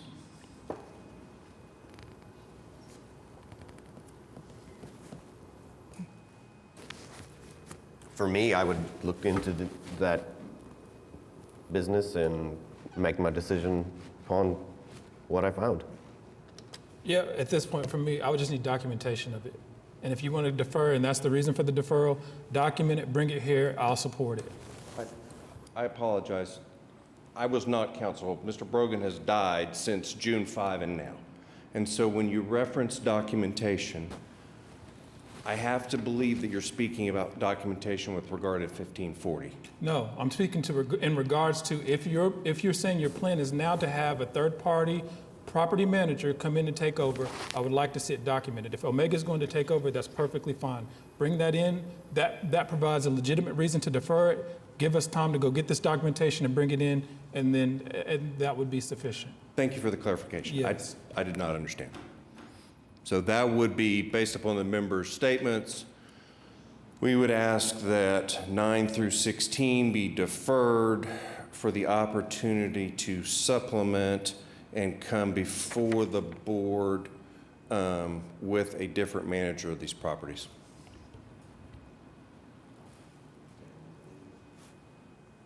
On October 16th? October what? October 16th, is that the date, Mr.?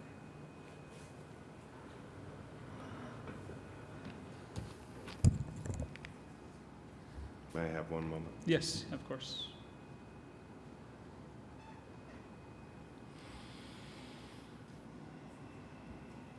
And if we're going to defer, do we want to make it clear as to the current, whether or not it can be operated as a short-term Airbnb? Again, the delay initially was our doing. It seems like the last 3 months has been the doing of the applicant. Are you saying during the deferral period, whether it can be Yes. operated? Correct. Correct. Then you all need to make that decision. I mean, That makes But sense. if his That's license reasonable. has expired, I think just across the board, if we. They are all if we expired. request a They're all expired, deferral, then then we no. allow them to continue to operate. If we don't, then. right, okay. With, All right. if I may, with regards to October the 16th, your applicants have long-term travel plans and will be in Vietnam during that time period. With regards to October 16th. Now, if they can be heard without this, I can appear. And I'm happy to appear with Omega, but I will not be able to have the applicants here because of the long-term travel plans. The applicants don't need to be present. Just represented. Okay. Okay with that, too. So the answer is the 16th will work. Okay. Okay. All right, now, before we continue these, I have one person signed up on number 11. Okay. Let's go 9 and 10 and then. Okay, hang on, number 11. And now I'll recognize you, Scarlett, if you want to say something. Okay. All right.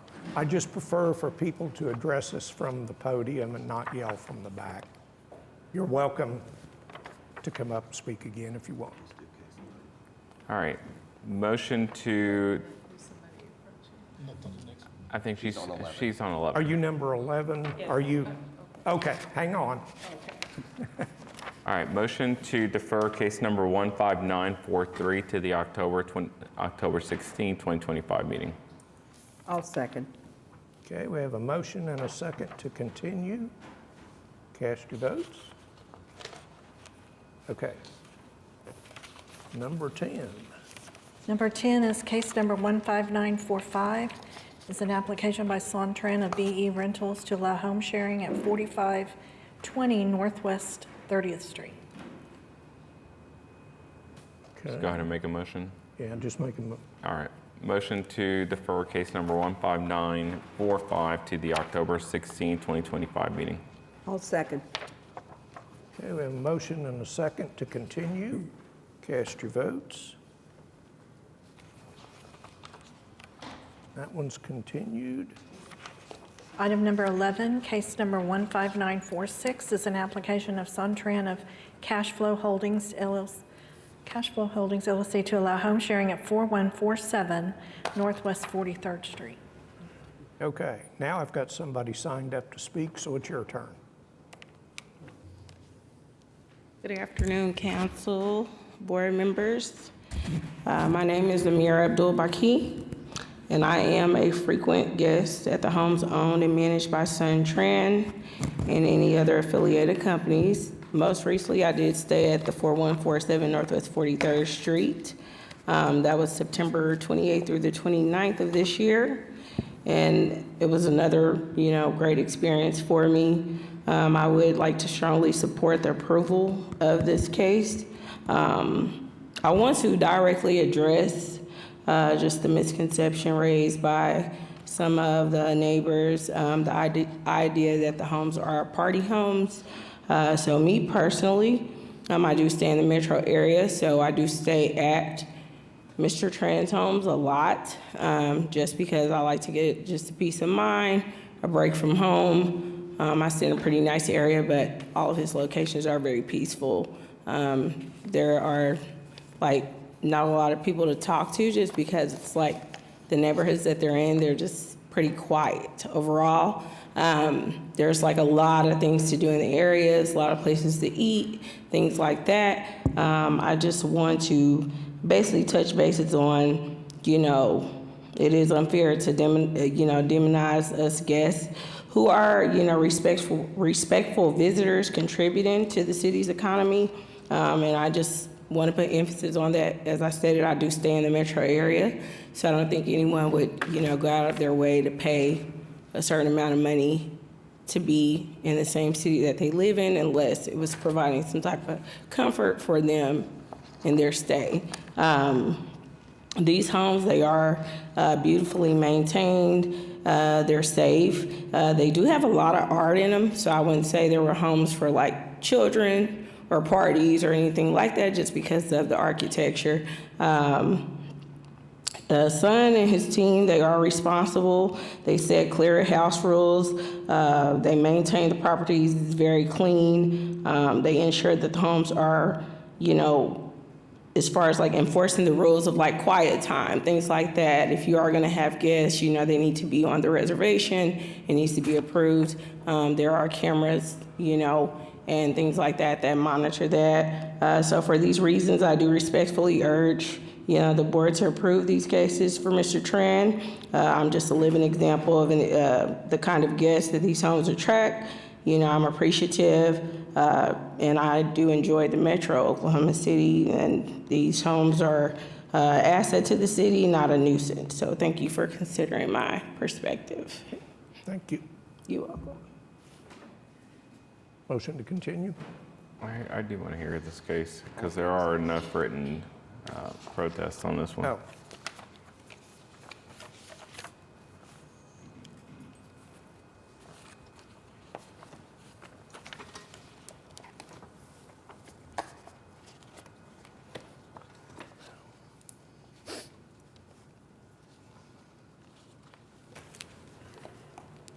So did we defer item number 11? No, we haven't voted. You want to hear it, so read it. Well, wait a minute, I think she we did. got a motion to continue. I think we need to vote that up or down first before we go on. Am I right? We don't have a motion to continue. I think we want to hear this case Nick asked to. for one. I just thought we'd start with reading He the did. case. Yeah. Did you want this one continue? Make sure I'm Yes. following Yes. what you asked. I wanted to accommodate the lady who came down so that she can be heard today whether we continue it or not. Yes. Yes, please. Are you wanting to? You're wanting to hear this one, so probably deny the motion to continue, and then we can hear this one. All right. Motion to. I guess I'll make the motion to continue. Case number 15946. Okay.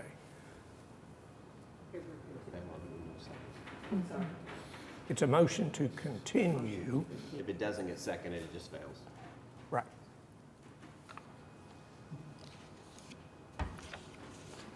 Okay, Robert, you want to try it again? Motion to deny the continue? I mean, No, he Failed wants for to lack of a continue. second. yeah. Yes. I'll second. Oh, now we have a second. No, you don't, wait a minute, wait a minute, I need clarification. If you don't second, the motion Right, fails, it and will this fail. that And means so that we will Are we wanting to hear. hear this case? Yes. Yes. Okay, then I am not seconding. Okay. Okay. And the reason we want to hear about this one is if you're not going to be here the next time, there are a lot of letters and protests that I think Mr. Noble also is concerned about. Okay, so I think we've resolved the request for continuance. Now we're ready to hear this one, right? Nothing. Nothing's continued. Nothing We're on just gonna number hear this 11. one regularly. 9 and 10 will continue. Yes. Yeah, 9 and 10 were deferred. All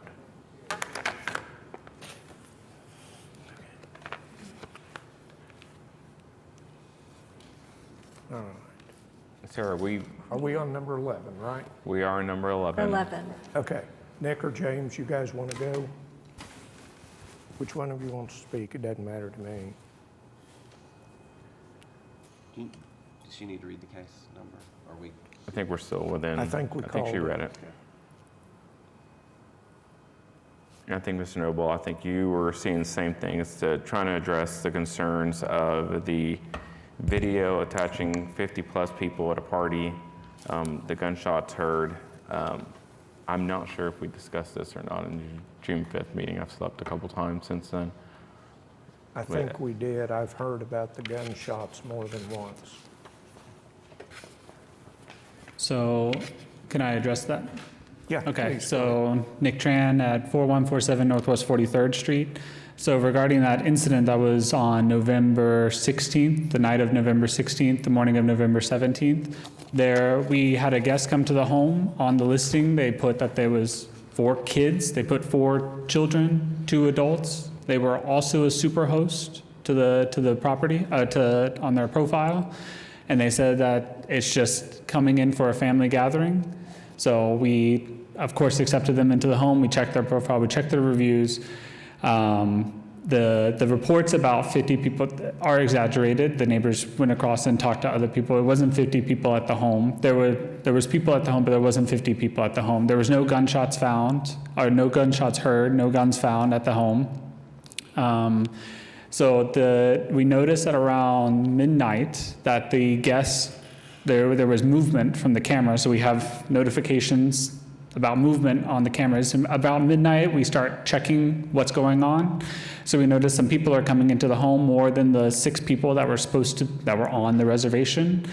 And so we contact the guests. We say, hey, you can't have unauthorized guests. You need to pack up. You have to go. And we say many times, this is a quiet residential neighborhood. Respect the neighbors. We notice more people are coming, and at that point, we can't get their phone, so we call the cops. And the cops show up, and the cops clear out the house within about an hour. So we called the cops. We were the ones that were in contact with them. At midnight, 1 a.m., we're in contact with the guests to get them out of the house. We cleared out the house within an hour, and then it was peaceful for the rest of the night. But for the record, there was no gunshots. On the police reports, there's no gunshots, there's no guns found, and there was not 50 people at the home.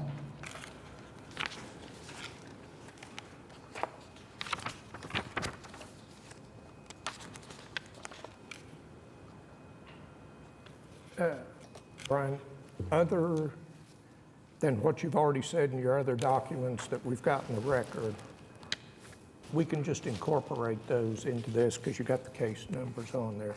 Is there anything you want to add that is related to 4147 Northwest 43rd? No, but I appreciate you giving me a quick chance to just ask a clarifying question and then excuse myself if possible. If I'm understanding correctly, aside from this number 11 and maybe some others that have some written protests, the plan as I hear it is to defer all the remaining applications for 2 weeks, and then there will be a presentation that the Trans will no longer be managing any of these properties, and instead a property management company will be managing these properties. Do I understand that correctly? I believe that is the plan, yes. And just to clarify too, because I don't think that we made it clear, is during this 2-week referral, none of these properties are to be rented out short-term rental. All right, so there's no authorization that from now until we meet again that you can rent these properties as short-term rentals. The decision was if there is a delay caused because we want additional information, then that is a basis for continuing to operate even though a special exception or a license has expired. But if the delay is due to the applicant, then at that point, that grace period does not extend towards the applicant's delay. So I want to make sure to get that on the record also. But this delay is caused by the board because the board wants a property manager to come in, so we need time to collect that information, get the contracts written. So that is actually at the direction of the board, not by me. If it was my choice, I would be running my own properties. At that initial grace period, that 1 year extends for that initial grace period until we vote on it. And then after that, this is as a result of the fact that it's taken 3 months for you to come back before this board to address an issue we were talking about in June. Sorry, I would also note that the board denied one of these applications and I think was prepared to deny the rest, but Mr. Tran and his counsel detected that that was a problem and wanted to defer these to avoid further denials. So I think it certainly is because of the applicant. That's true. But just to tie this up for my sake, I would just ask that my protest be continued. I do plan to be here at the next hearing. I'm extraordinarily grateful to the board for giving me and my family the time and consideration. Thank you for hearing us out, and I appreciate that y'all are taking steps to ensure some accountability here. I will be here at the next hearing, but I'm happy with the direction things are moving at the direction of the board. So if you would, I'd like to excuse myself. I have something I need to go over and do in district court. Thank you so much. Thank you. Is there a copy of the police report? Or are we able to get a copy of the police report? I did reach out and got the police on just if they had calls, but it's hard to translate, but there was no mention of gunshot. Okay. There's no mention as to occupants at the property.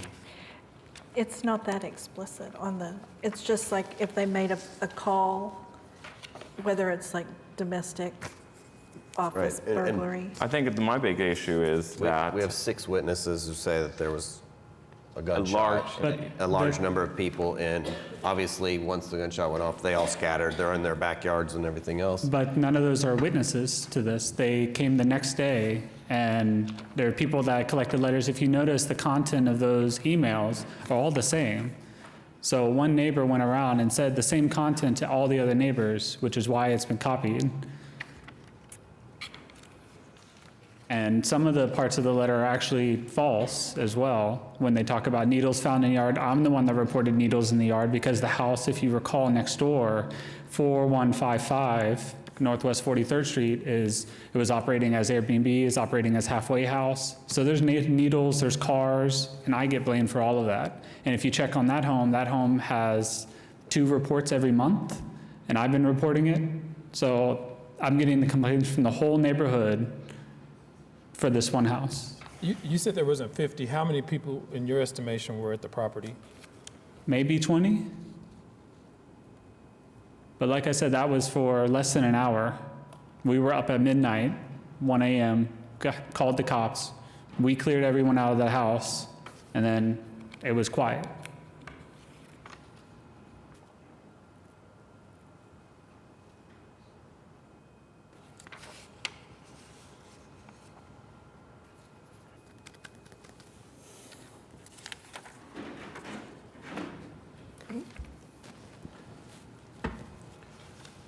Do we have any, I guess, code violations since that time? Just the one for trash cart. But for me, you read the individual protests, and I take them verbatim for their word, and I have no reason to believe otherwise. It's one of the lines that I've drawn when there's large parties, gunfire. Understood, but if you notice, if you map out the homes of these protesters, some of them are blocks away. So it's impossible for anything to affect them from my house at all. There's one that's like actually 2 blocks away from my house that protested. So there's impossible for any activity around my house. I probably would run 2 blocks away if someone had a gun at a party. But there's no gun. The police report said there's no gun. No shots fired. I'm sure the gun left right after the shot was fired. Or there was a balloon pop. It wasn't, or a sound, a loud sound, or a firework, or something like, until the police report says that there's no gun found. Okay.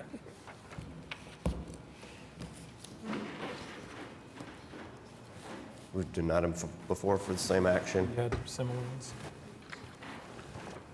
I'm gonna make a motion to deny case number 15946. I'll second. Okay, we have a motion and a second to deny. Cast your votes.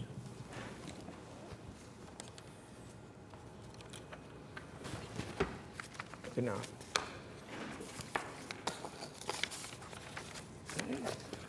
Number 12. Item number 12, case number 15947. It's a special exception by Sontran and VZ Rentals LLC to allow home sharing, 3841 Northwest 13th Street.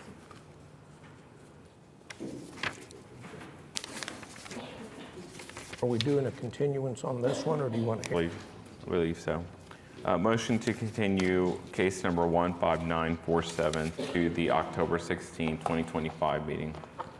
I'll second. Motion and a second to continue. Cast your votes. You're continued. 13. Item number 13, case number 15948 is an application by LLC to allow home sharing at 3324 Northwest 23rd Street. All right, motion to continue case number 15948 to the October 16, 2025 meeting. I'll second. We have a motion and a second to continue. Cast your votes.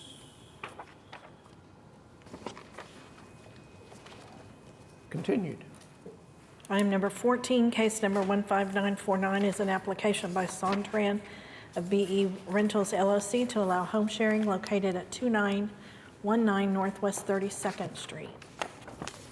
Motion to continue case number 15949 to the October 16, 2025 meeting. I'll second. And then a second to continue. Cast your votes, please. And that one's continued.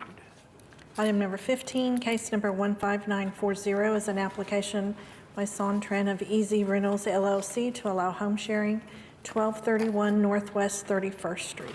Motion to continue case number 15940 to the October 16, 2025 meeting. I'll second. Okay, we have a motion and a second to continue. Cast your votes. And that one's deferred. Item number 16, case number 15941 is an application by Sontran of Easy Rentals LLC to allow home sharing at 1512 Northeast 12th Street. Motion to continue case number 15941 to the October 16, 2025 meeting. I'll second. Motion and a second to continue. Cast your votes. And that one's deferred. Okay, we're at the end of our docket, so we're going to go back to number 516060, request of Raina Daniels for a variance to the yard and bulk regulations in the AA district located at 5101 East Wilshaw Boulevard.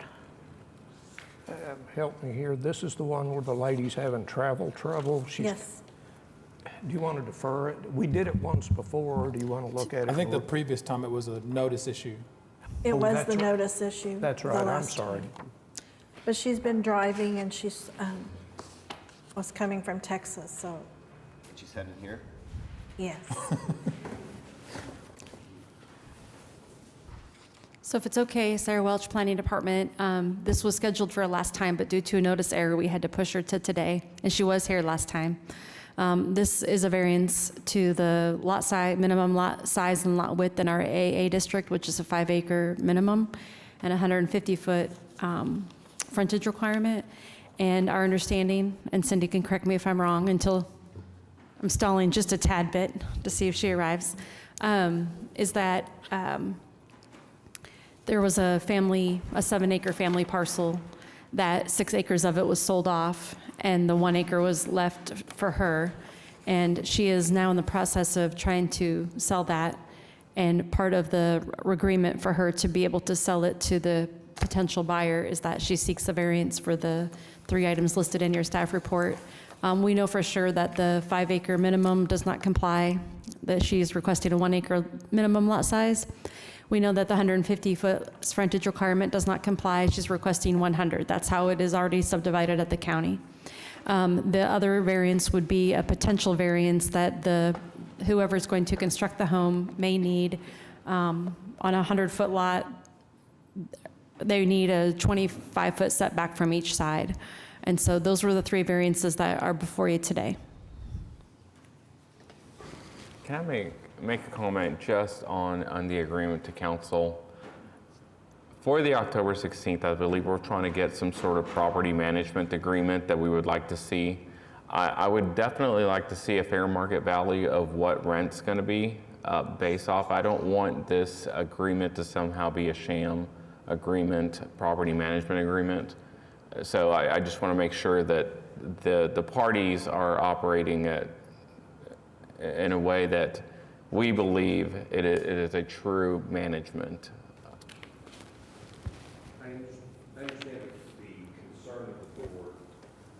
I understand the concern of the board with regards to the request. I'm just not sure how to provide a hypothetical answer forward-looking. Right. I think we want to see a copy of the agreement between the parties. Yes. So, and I do, again, I just want to make sure, because I believe the applicant very well may believe he runs it correctly in a good way, but I don't want this to be somehow utilized as a way to usurp the fact that the applicant was being denied the application, right? So I do want that to be above reproach when it comes to that agreement. And I believe Board Member Uday is in agreement with that also. Yeah. So. I understand. We'll supplement with an agreement with Omega Property Management with regards to terms and how that will work. I'm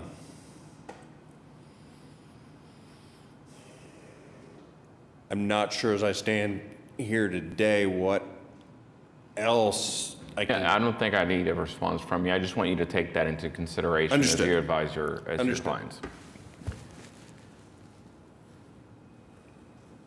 Okay, what do we decide to do with number 5? Well, Sarah, I just had one quick question on that. Do we know when that was split? We're back when on the 5. When the 7 acre split? I haven't read it. I believe it, I'll have to look at the record. I believe it, back to this item, correct? Yes. Yeah, yes. Okay. I believe that it was in 2017, because part of the confusion we had with which deed and notice that we were using is there was a separate deed corrected or filed in 2019, but I believe the original split was 2017. That's what she says in her statement. Okay. It was Yes. 2017. And it was through a probate, so. She gave quite a narrative in her statement. There were. Have you reached out to her? Is there an ETA? Sorry. She had called before the meeting and said that she would probably be here about 2 to 3. But traffic and... It was just a notice issue last time. I mean, we voted on matters without the applicants. We have, here. but I'm kind of against it. That's why I'd like for them to be here. But she was here. Last time, yes, no, I know. I'll say my concern, and my concern is that it was subdivided after a probate case.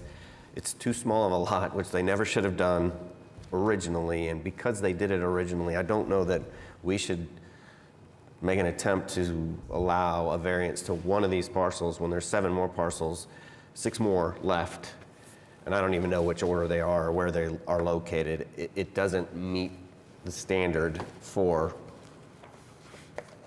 AA zoning in any way, shape, or form. It doesn't have water, it doesn't have sewer. Right. It doesn't have water, it doesn't have sewer. I don't recall that up from the county. I recall that there's a 6 acre parcel adjacent and then her 1 acre. I thought this was that whole property that was there that was then went through probate and they subdivided to 6 other people. It might have been, what I think has likely happened is that hers is the first one that's been recorded, because you're correct. It was So I read undivided into it, sorry. land that they would have had undivided interest in at the time. And then when they cleaned it up through the probate, they probably are all likely sitting on new legal descriptions, but hers is simply filed. So I'm willing to bet that out there privately in their filing cabinets, the others are there, they just haven't been filed yet. Are you referring to the property to the east, the northeast? Because that was the property that we had incorrectly noticed, and they're the people who called and said, "Why did you send me this Right, notice?" because I think that's a standalone property. I think Okay. this was a property that was owned by one individual that then basically through inheritance, 6 people got it or 7 people got a section of it. And I think that if they could work with whoever the other owners are to block these parcels together to make them viable at 2 acres. I could get behind 2 acres in this location, but 1 acre is just so small to me that it's. And that's why I asked the question earlier. I thought that we didn't, I guess, is there a disconnect? Can they file that at county and be recorded as 1 acre separate from the deed approval process? There's no feedback check. Well, they can, I think they can do whatever the county will accept that they do. We would not be able to issue deed approval without a variance to the AA lot size. So they wouldn't, nobody would be able to get a permit. Yeah, there's several deeds, and that was kind of the issue, but however, there is one for 1 acre from back in 2017, so they have filed them. And one was 5.6, which anything over 5, we don't do deed approval on, so. And the 5.6, I believe, has got a single-family home on it to the east. Yes, that is the one that had the wrong legal and what started the notice. The process, right. Just want to continue it? We can talk about it for a little while and see if she shows up. Well, we can skip ahead because on the board member comments, I wanted to address while we are all here. Can we? If Chairman Voorhees will allow.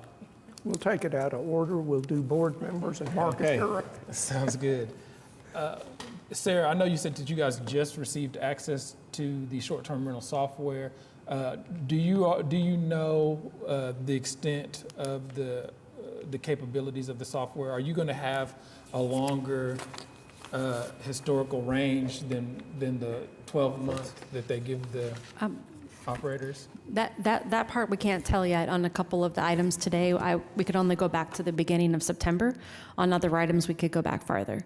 So it seems robust and it seems intuitive, and we haven't discussed or had approved yet what information we will be exporting and or including into board packets, but I think it is potentially very helpful in that it shows, it captures different points in time of when properties were rented. So you could go back to, say, August and say, it captured 3 different instances.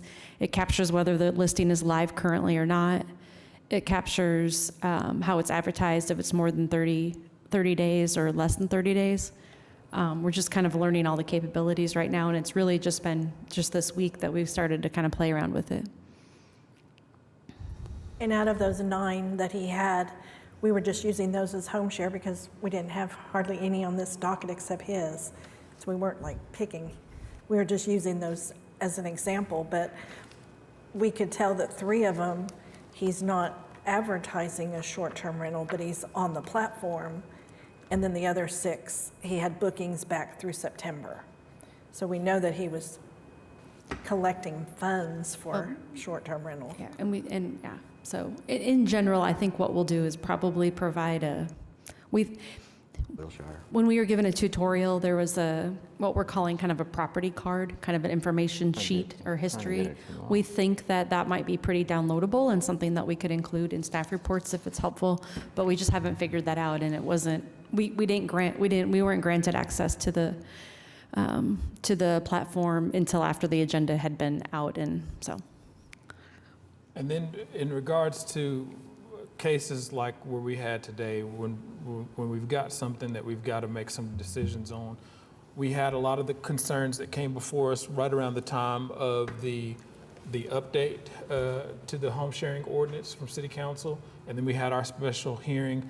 One of those concerns that were cited was specifically dealing with non-owner occupied properties receiving the benefit of occupancy status.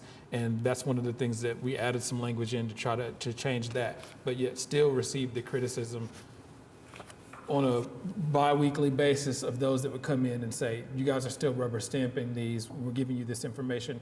I want to make sure that I'm doing a great job of balancing the concerns of the community while not infringing on the rights of the individual property owners and operators.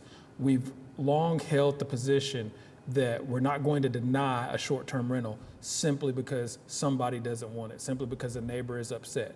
This board has consistently held the philosophy that it would take bad management for us to deny an application. The case that we had today where we've got a claim that the management is poor, we've lost faith in this operator to run a short-term rental. I'm not clear on what all resources we have. If we had denied those, I've been operating on this idea, this assumption that, well, they can come back and they can reapply in a year, which I'm perfectly fine with.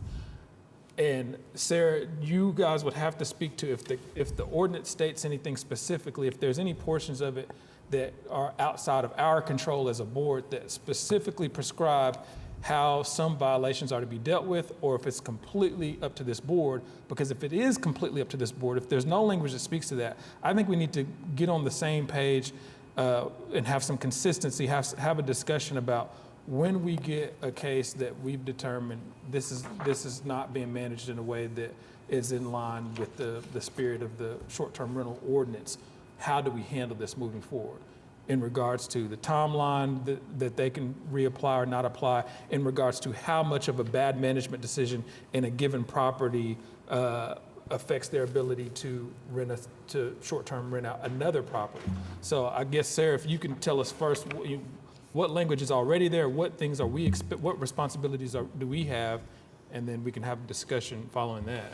Well, some of this, so that's a very complicated question, and some of that I would probably have addressed to Rita. I also want to speak in generalities, not about a specific case. But in general, the zoning ordinance has a couple things for you to consider. Number one are your overall general considerations for approving a special exception that apply to all special exceptions.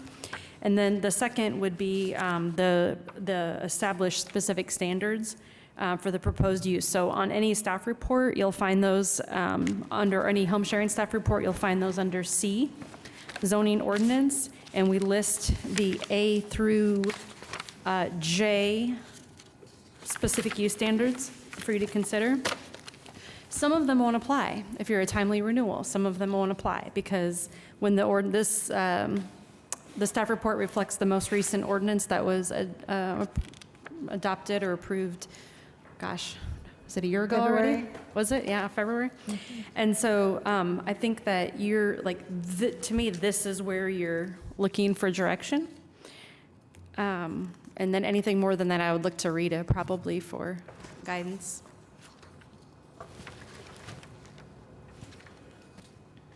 Do you think another session would be helpful to go over maybe some things now that you've operated under the new ordinance for a while? Would you like another meeting? Possibly. I think it could be helpful.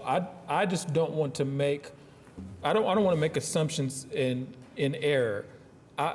What Sarah said is basically how I viewed it. So basically, any language that doesn't appear here, there's latitude for us to make a determination.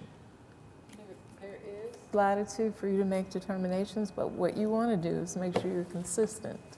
Yes. And if you're consistently unfair, okay, but you have to be consistent, and if you deviate from the consistency, then there needs to be a specific finding that you indicate for the record, so that when somebody goes back later and they see here are these facts and there are those facts, they seem to be the same, but you made a different determination. So there need to be the reason you made that different determination. And look, again, I mean, these staff reports are great. These two do a wonderful job with them. Look at those and see how they compare to the facts that the applicant's presenting. And I know you do all of that anyway, but just so that when you're here and little tweaks come up, you've already decided generally how you feel about a particular thing. Not that applicant, because you want to hear that applicant, but the application. Yes. And I try to, it's hard because there's limited information that we get sometimes in the applications, and so knowing what additional information that we can get from the software and what we are going to get consistently out of that software, or if we can even access it to look.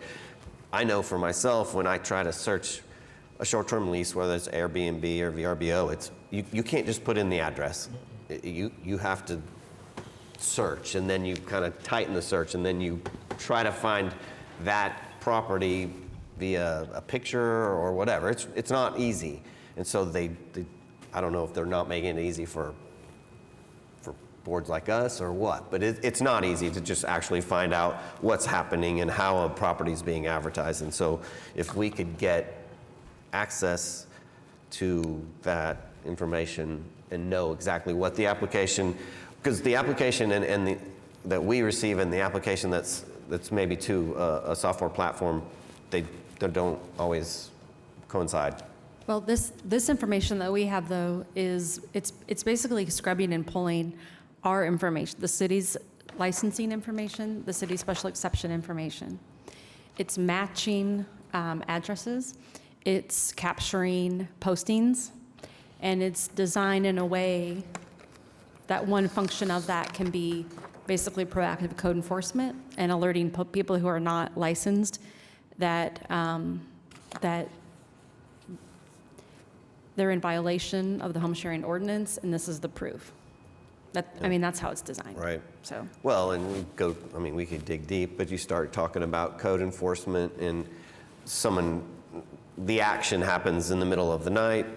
They call code enforcement the next day. Obviously, said action is not still happening, and so we have to rely on the fact that it was reported, even though the action by code enforcement is nothing.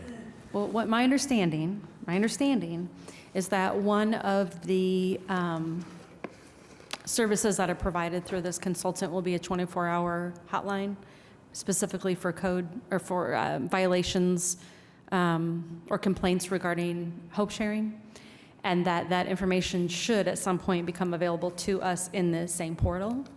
I don't think that's currently functional. Again, we're just getting a peek at it now, but. Yeah. Well, and I do believe it's so that the platform can then make the owner aware of the situation, whatever that said situation is. Sure, but I think it's also, if it's 24 hours, that's not a service currently. Right now, you have the Action Center, so. Yep. And it goes both ways. We know. I mean, we know that you have a homeowner that just doesn't want one next door. They can call every day and decide. Well, and that's my point. I want to get to. I don't think that we're going to get outside of hearing the cases individually and making a judgment call on the merits of what's presented. I think that's part of the job, and that's going to remain. I think that what I would like to see us have is, as Rita pointed out, we need to be consistent with, once we've made a determination that this is what we feel like is happening, what path do we go down at that point? That's the part that I feel like I struggle with. In terms of documentation, and again, just speaking generally, we've held protesters to this standard that I think they generally feel like is high, but we've held them to this standard that we say, okay, you cited all these things that the operator is doing wrong. We would like you to document them. I've stated it myself. I have no problem acknowledging the fact that it moves the needle for me when they do show up with the documentation. You guys are aware, we've had cases where they've shown up and some have documented better than others, and they have photos and they have timestamps and all of those things. And I think at the very least we have to be fair across the board, so that when we're talking to operators, when we have a situation, they have to have the onus of documentation provided on them as well.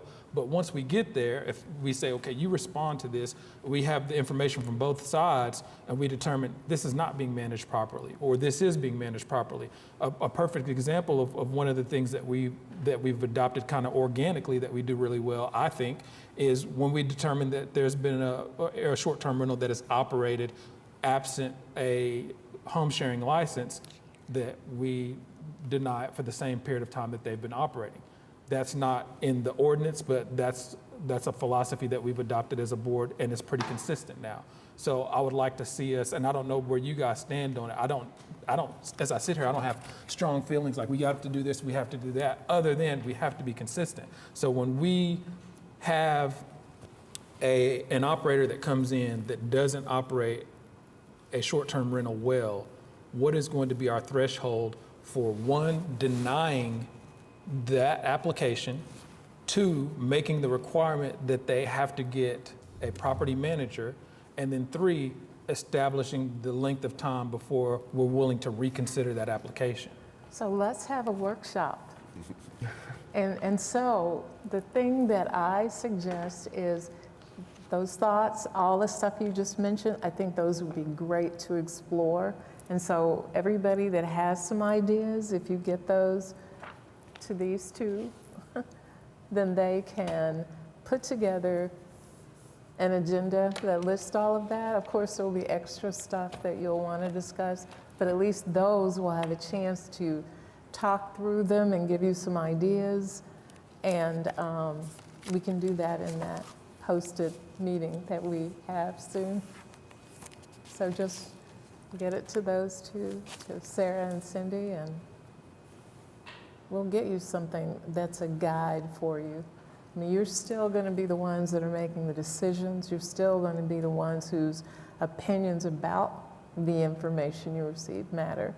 The role that we as staff have is just to guide you along based on what we've presented to you. But it's still yours to do, and I think you all do an amazing job considering the volume that you have to read, and I appreciate it.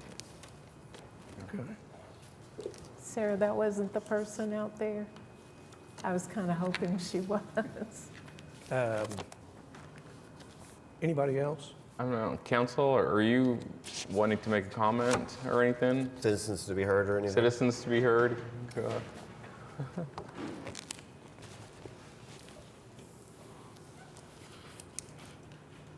I guess my first comment would be, I was not at the June 5 meeting, and so I would love to have a record of that meeting, and I assume that there's a transcript. There's a video. And It's on YouTube. say it again? It's on YouTube. Yeah, you can watch it verbatim. The video's on YouTube. Okay, thank you. And then secondly, after the meeting, if a couple of you have an opportunity to visit off the record, I'd appreciate a few minutes of your time. They're not allowed. Okay. And then I did review that you're all doing this uncompensated. So thank you for your public service. And who knew that Airbnbs were so exciting? Thank you. We come to find out. Yeah, Mike gave me a 100% raise last year. Yeah. Yeah. I get a bonus every quarter. I mean, why not just a 10X raise? I know. You're being cheap. Oh. Well, we get free parking. And really bad coffee. And yeah, thank you to Emily Kay who provides snacks to us. Yeah. What did we decide to do with our Miss Raina Gaines? I think we need to continue. Let's go back to number 5. Does anybody have a motion? Yeah. I can do a voice vote. Do a voice just vote. yell. All right. I'll make a motion to continue case number 16060 to the October 16, 2025 meeting. Okay, we have a motion and a second to continue. I got a voting panel. We don't. Okay, go ahead. Just do a roll call. Mr. Udi? Aye. Mr. Noble? Aye. Mr. Sita? Aye. Mr. Voorhees? Aye. Ms. Misterton? Aye. Okay. And I don't have any additional items. We don't have any board committees. Rita, do you want to weigh in?